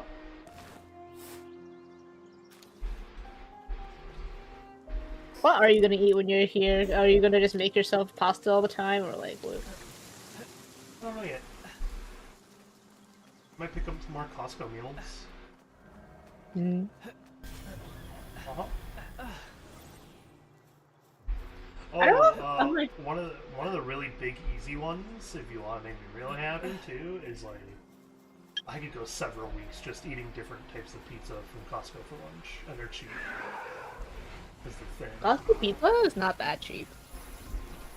The really thin, like small ones, personal pizzas. With the personal pizzas, I thought you wanted like the big take and bake ones. No, the little personal ones. But we could just make pizza at home then. It's in the freezer section. It'll take so much more work. It's not that hard, is it? It's a lot of time, man. It bakes much faster. Does it? Yeah, like 10 minutes. That's how long it takes for one of the frozen pizzas to make. It takes, okay, 12 minutes. Ooh. I lost 2 minutes baking that I am losing more minutes in anyway making the dough properly. And like actually putting on all the toppings and stuff. But you get the fresh stuff. Hear me out. They have like the just plain cheese ones. Uh-huh, you gonna put toppings on it? We just put my own topping on it. I see. Unless you really want to be helping bake that much bread. It's you just portion the dough, man. You just put the dough in the fridge and you just pull out like a handful and you make your pizza. That's not gonna be enough pizza. How much pizza do you need? For a lunch? 2 handfuls of dough. The Oh. frozen pizza I get takes from 13 to 18 minutes, add 7 if I can't be bothered to wait for the preheat. I mean, here's the thing though, is the preheat is part of what I need to be waiting for, because like, with me, what I'm Yeah, so while you wait for the preheat, you make the pizza. No, you don't get to start. What I'm referring to, Eternal, is Mrs. here, assuming that because I am just at home all the time, that I have all the time in the known universe to do everything she needs me to do because I can sometimes work fast thanks to ADHD autism brain. And then there was like 1 week for sure that I lost the entire week to just cooking for you. Yeah, because you for some reason insist that you need to cook it every day, and I'm like, no, and you're like, I'll do it. I'm like, okay. What do you want me to do? You want me to microwave the pizza? No, I just meant like when you were like cooking the vegetables every single day, I was just like, just make a big batch, and you were like, nah. Dark Souls reference. Uh-huh. Spotted. Okay, but that doesn't apply to the pizza. How long was the pizza? Why was the pizza taking you all day? Well, it doesn't, but it takes me like an hour to make the pizza for you. Why does it take you an hour? Because I got fat, fumbly hands, and it can't be messy going in the oven, otherwise you're gonna ruin the oven.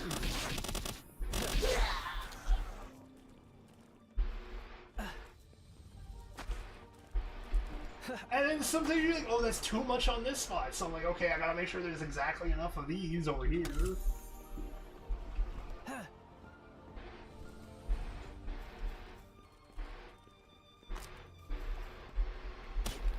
Question mark. What?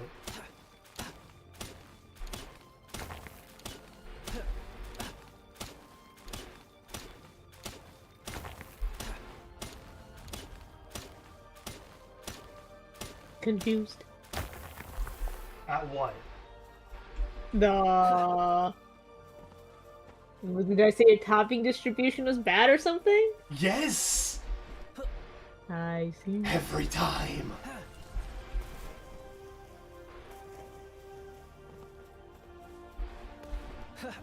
So much so, the very last time I remember making pizza for you, I remember being like, was this an okay amount of distribution? Did you, like, I was like, oh, did I put on, like, good amount of pepperoni for you properly this time? And you were like, I guess. And I was just like, god damn it. Because I'm not going to get a chance to make this again for a while. And I'm not going to remember what I did wrong. And it's going to get worse.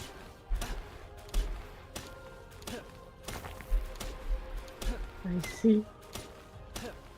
Yeah, you're a picky eater, miss. Uh-huh, because I can make exactly what I want. Uh-huh. You can make Yeah. exactly what you want. Yeah. That's why if you make it, I just do it. You want to know how... Okay, you want to know, from my perspective, how bad it got to one point, by the way? I know the exact description I can give you that'll make you mad at yourself and me at the same time. You were describing to me how to make food the same way I used to describe to you how I want a picture drawn. Uh-huh. Y'all. Yeah, because if I don't tell you to just used cook to. it, you boil all the vegetables. Uh-huh. I got Yeah. no room to judge. I take a $3.50 no-name frozen pizza, optionally slap on some extra cheese or seasoning, wing it into a cold oven, set to broil timer, 45 minutes, water off. Exactly! I can do that! She can't!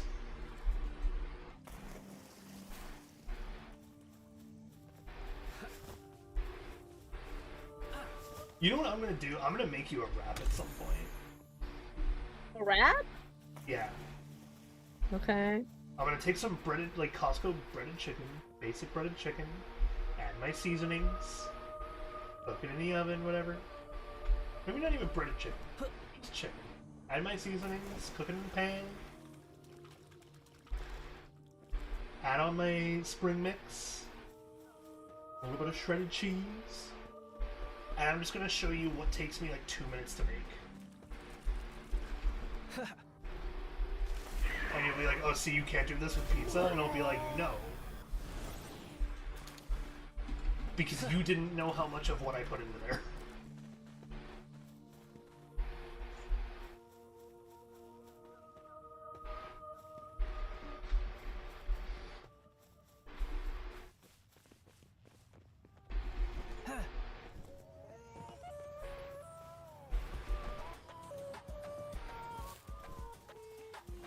God, the Palworld, or the culpable lamb track right there. Yep. Hit a real funky beat for a moment. Yeah. Oh, it's still doing it. Uh-huh. What song is this? It's one of the boss fights. I want to say, no, not Leshy. No, it's Hecate. Name of song is just Hecate. Is it Frog? That's Frog. Hey, I got it via process of elimination.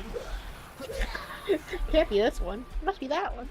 Well, exactly. I was like, okay, it's not Leshy, and it doesn't quite fit the Shimura spooky vibes. It has that more of like a wilderness feel to it. So I was like, if it's wilderness feel that's making me think Leshy, but not Leshy, then it's probably the Frog Boy, right? Because it's the only other major wilderness one.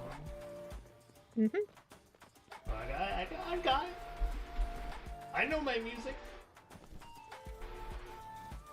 Especially that goddamn Cult of the Lamb music.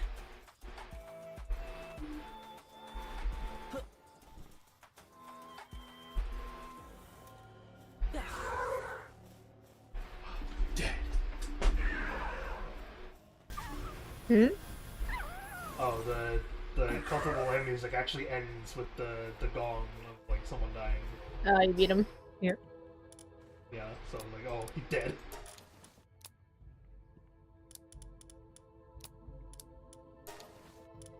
Oh, guess what I got, by the way, from one of my treasure spots? Hmm? Nice. See, that's how like the treasure spots are worth it, even if they are basic. I know.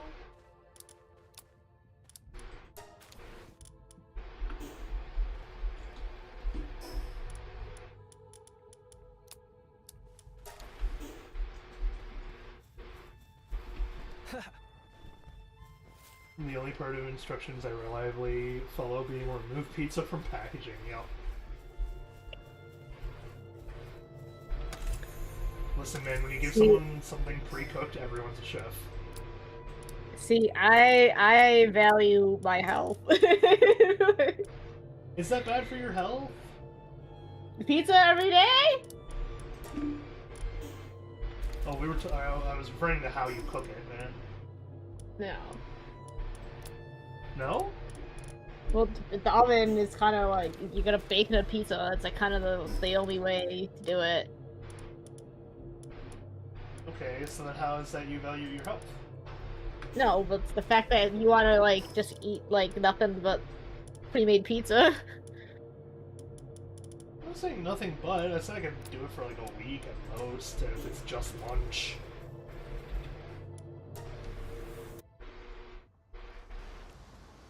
Even then, a week actually might be pushing it. 7 whole days of pizza. That's a lot. That was a lot. Okay, but then hear me out on other foods that aren't as like meticulously needed as pizza that you just shut me down from half the time. Spaghetti and meatballs. Feeling really called out right there. Don't worry, internal, you and me both.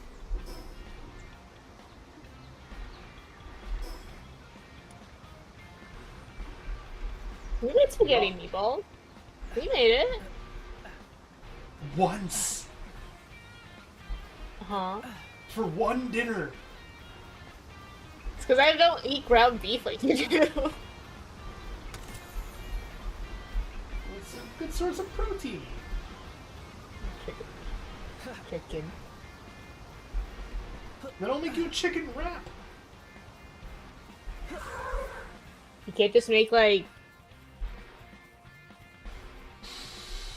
pasta sauce but with chicken.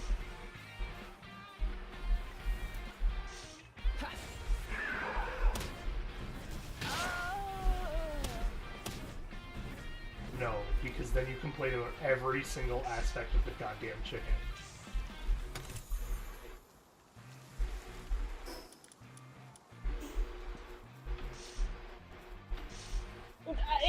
What the real problem is that our like day-to-day eating habits are very different. Yeah.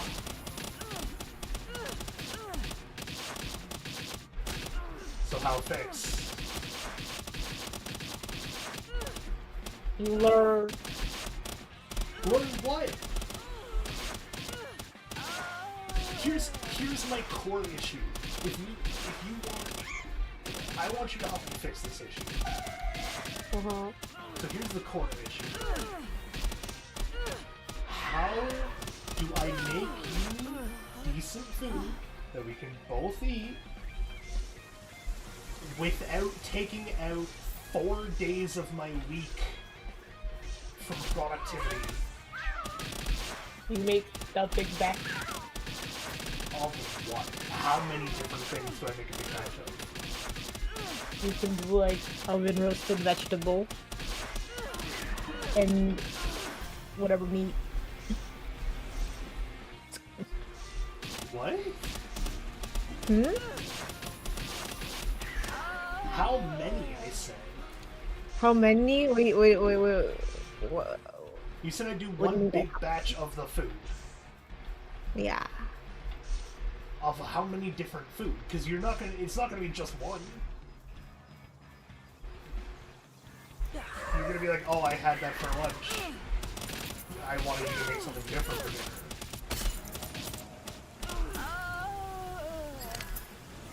So, out of a week, how many different foods need to be made? How many different meals? Only 2.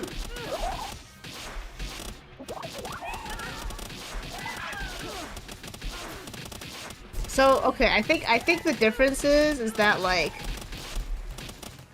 my meal essentially is like it's 3 separate things, and as long as it's like the things can change or they can overlap, but like you make one thing that's a set, and the set is like the whole meal in one item. Uh-huh. Yeah. Explain to me the actual, like, walk me through the difference. So, for a whole week, I could eat rice. And the rice is like, the rice or whatever. But the vegetable will probably be 2 to 3 different vegetables because that's just how much I bought of each one. Okay. But they're all more or less cooked the exact same way. Oil, pan fry. Change the seasoning between them slightly. And honestly, same goes for the meat, because 90% of the time, it's just chicken. Cooked differently. In pan. With seasoning.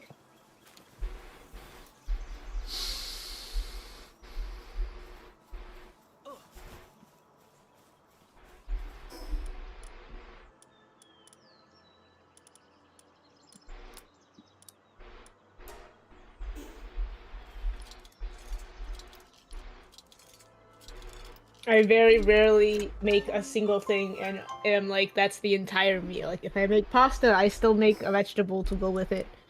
If I make curry and rice, there's still a vegetable to go with it.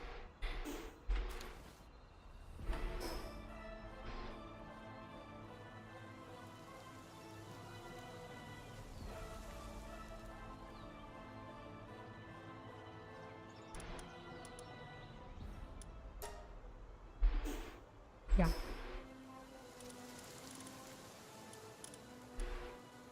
It's up in the desert.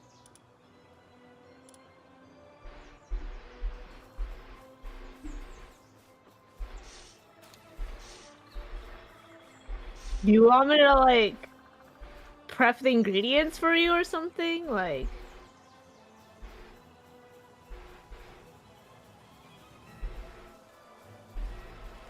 At this very moment, I don't know.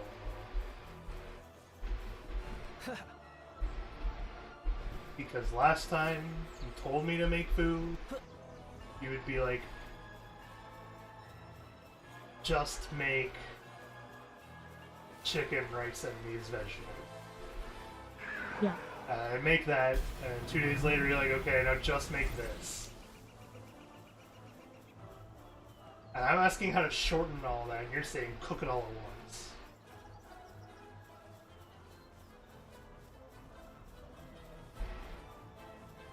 But then you're also saying, don't cook it all at once, cook it over the course of a couple of days.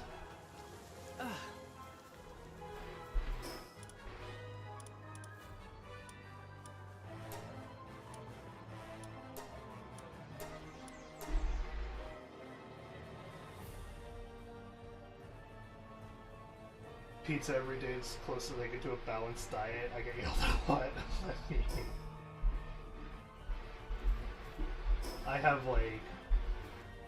I have Snowy and a little one to be mindful of, so I can't just off myself on good food every day until I'm gone. I've had to start being mindful of what I eat. No? Oh, Automod hated you, so you got yelled at by it? I see.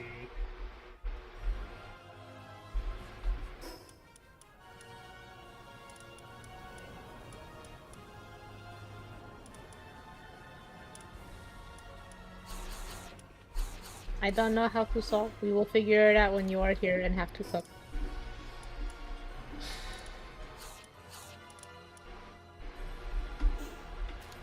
Yeah.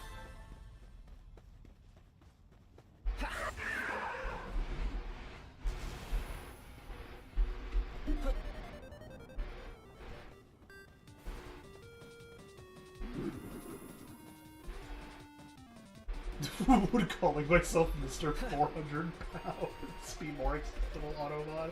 I see. Yeah, apparently Autobot got you for, I'm assuming, saying the word fat.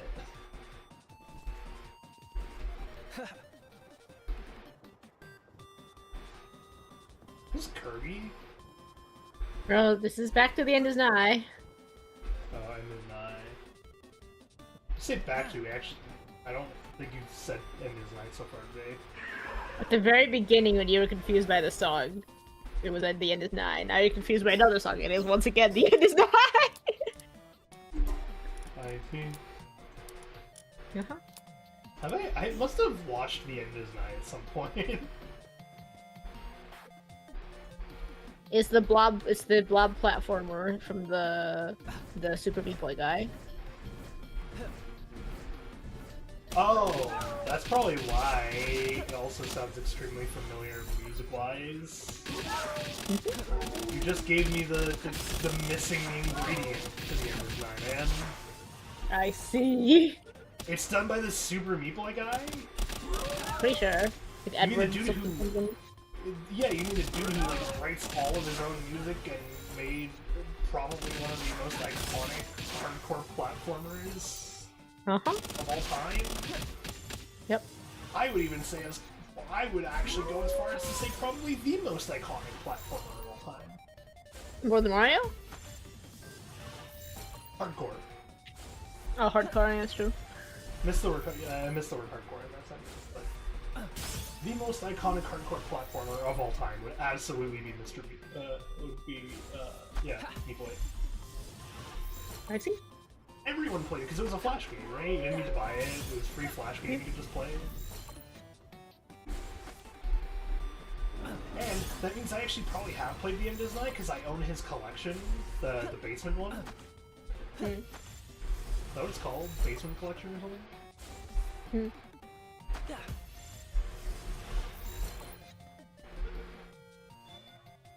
Okay, how does this look?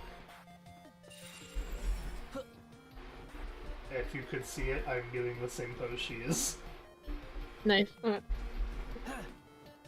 Alright, chat, we will end today here. Tomorrow is Void Train. Woo, Oh. we're getting close. I had a chatter in YouTube, and apparently I disconnected and reconnected to YouTube like 20 bajillion times, but thanks for hanging out. We'll be back tomorrow to driving the train. And have a good night. You're not gonna draw tomorrow. The train? You draw while driving the train? Oh, no, I was hanging out. I don't know. You said draw. Oh, and it's a driving the train, not drawing the train. No, you said draw and driving the train. I don't know. I'm losing it. Eternal, back me up on this. You can clip it. Sure. If Eternal backs me up.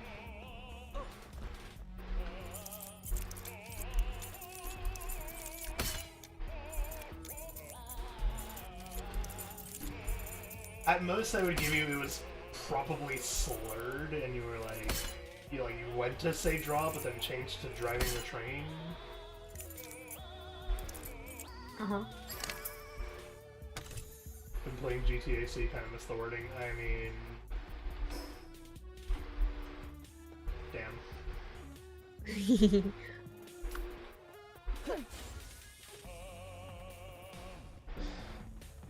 I think I refound the PAL I might use as my 5th PAL. Uh-huh. He's been there the whole time, because he matches the blue fire aesthetic. But he's a lot brighter than my other pals, and I don't think he's a dark type. It's Kitsune. Uh-huh. Or Kitsune Knocked, whichever one it is. Kitsune Crit. No, it wouldn't be Crest. So then it would just be Kitsune, not Kitsune Knocked. I thought Kitsune was like red though, and this Kitsune Chris that was blue.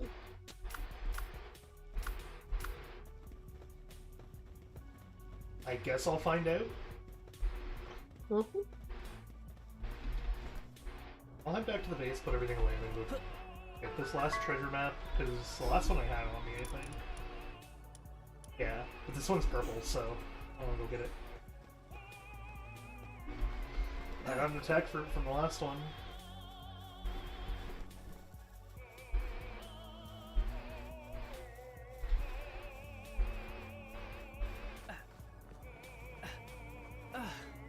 Could you do me a favor, Snowy?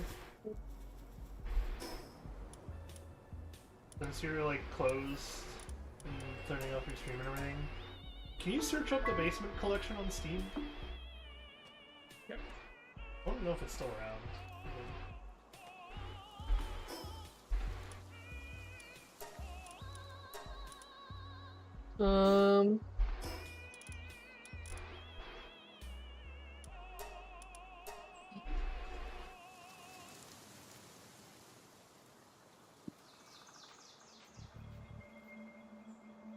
Basement collection.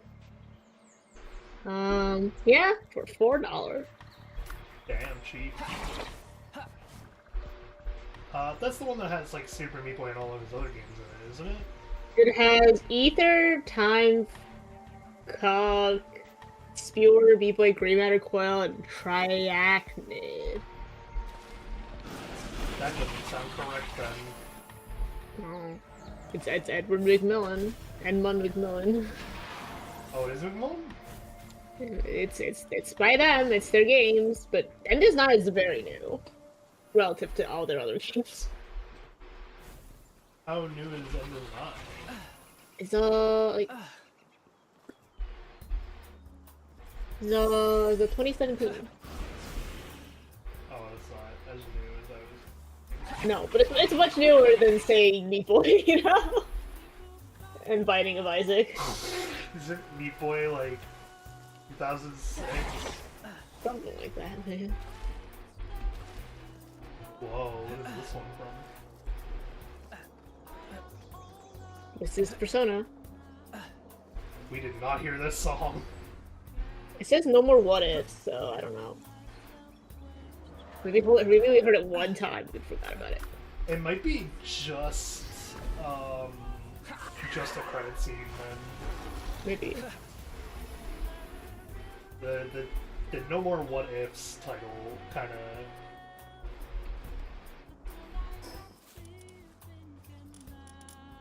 of. It sounds like it would be something you would see at the very end of the credits or something.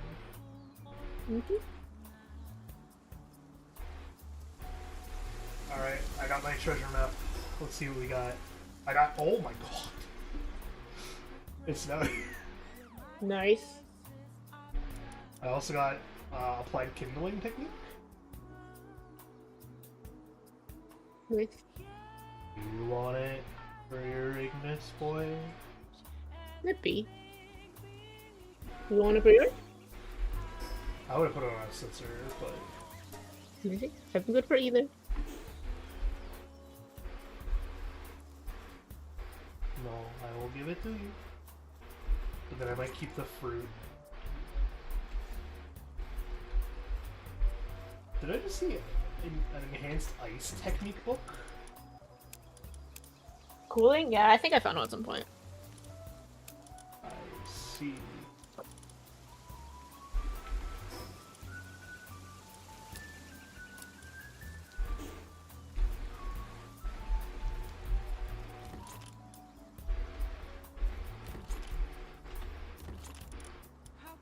Yeah, you did find it. Interesting.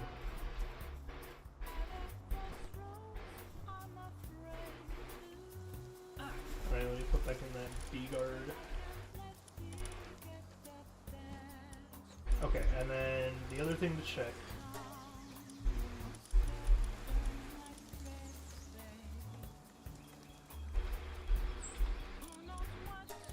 We're gonna start by palpating a number. So that we can see everyone properly. Okay, Kitsune. It is just Kitsune. I see. Okay.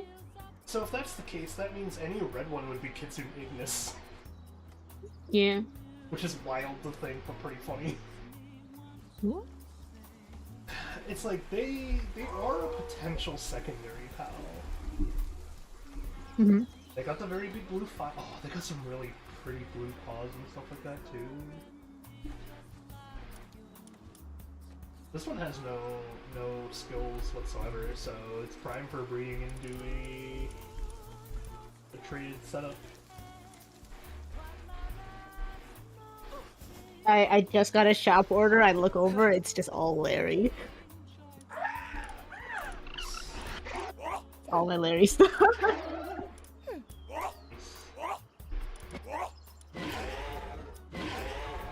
my god, look at the Digimon boy.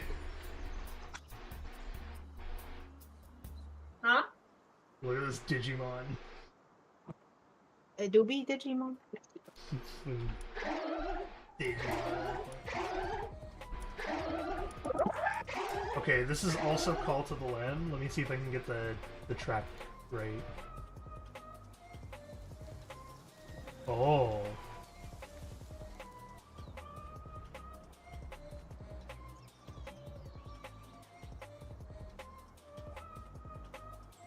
Is it a boss?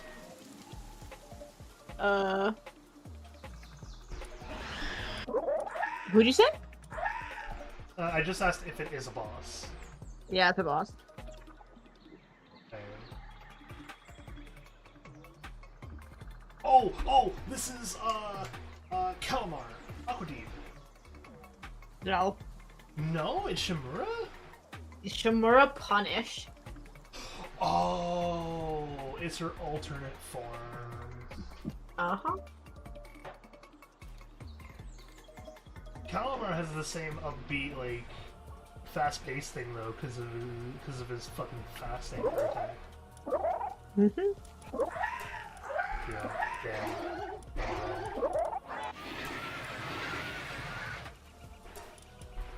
Stallion is kind of cute. Yeah? Got the sparkles?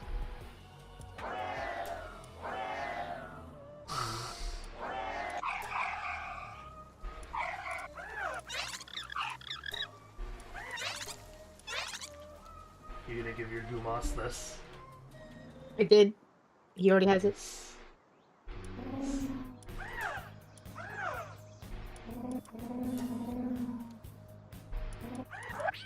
This isn't also Persona, is it? Oh, it is. Yeah, it is. That's what it is. Immediately after.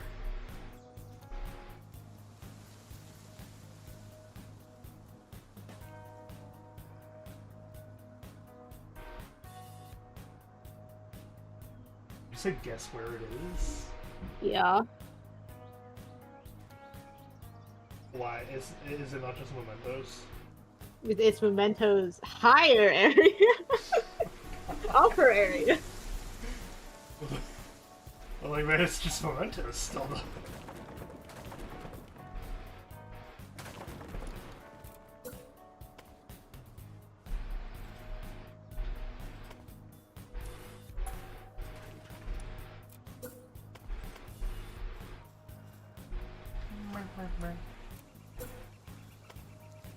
That's the Persona like catch that always gets me. The giveaway. What? That's the giveaway. That's Yeah, Mementos.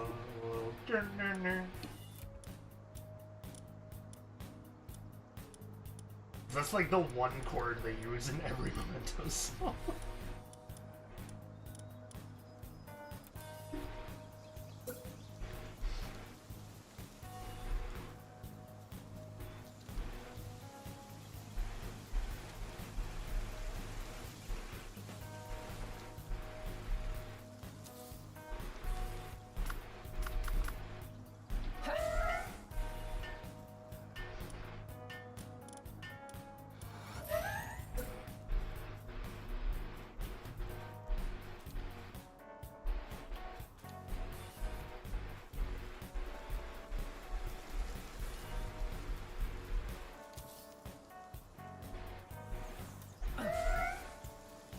Vending machine doesn't work. Sag. Alright, chat. I'm calling my stream here. I'm getting sleepy. Tomorrow, Void Train. Saturday, I'm tempted to do something casual alongside Claire Obscure.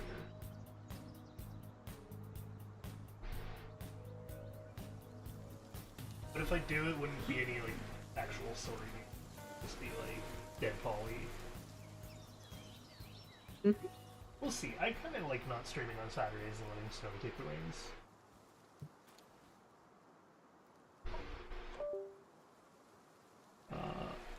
until then, though, I mean, that's it. I hope you all enjoyed the stream. I hope to see you at the next one. Rest well, be safe, and of course, as absolutely always, stay foolish, my friend.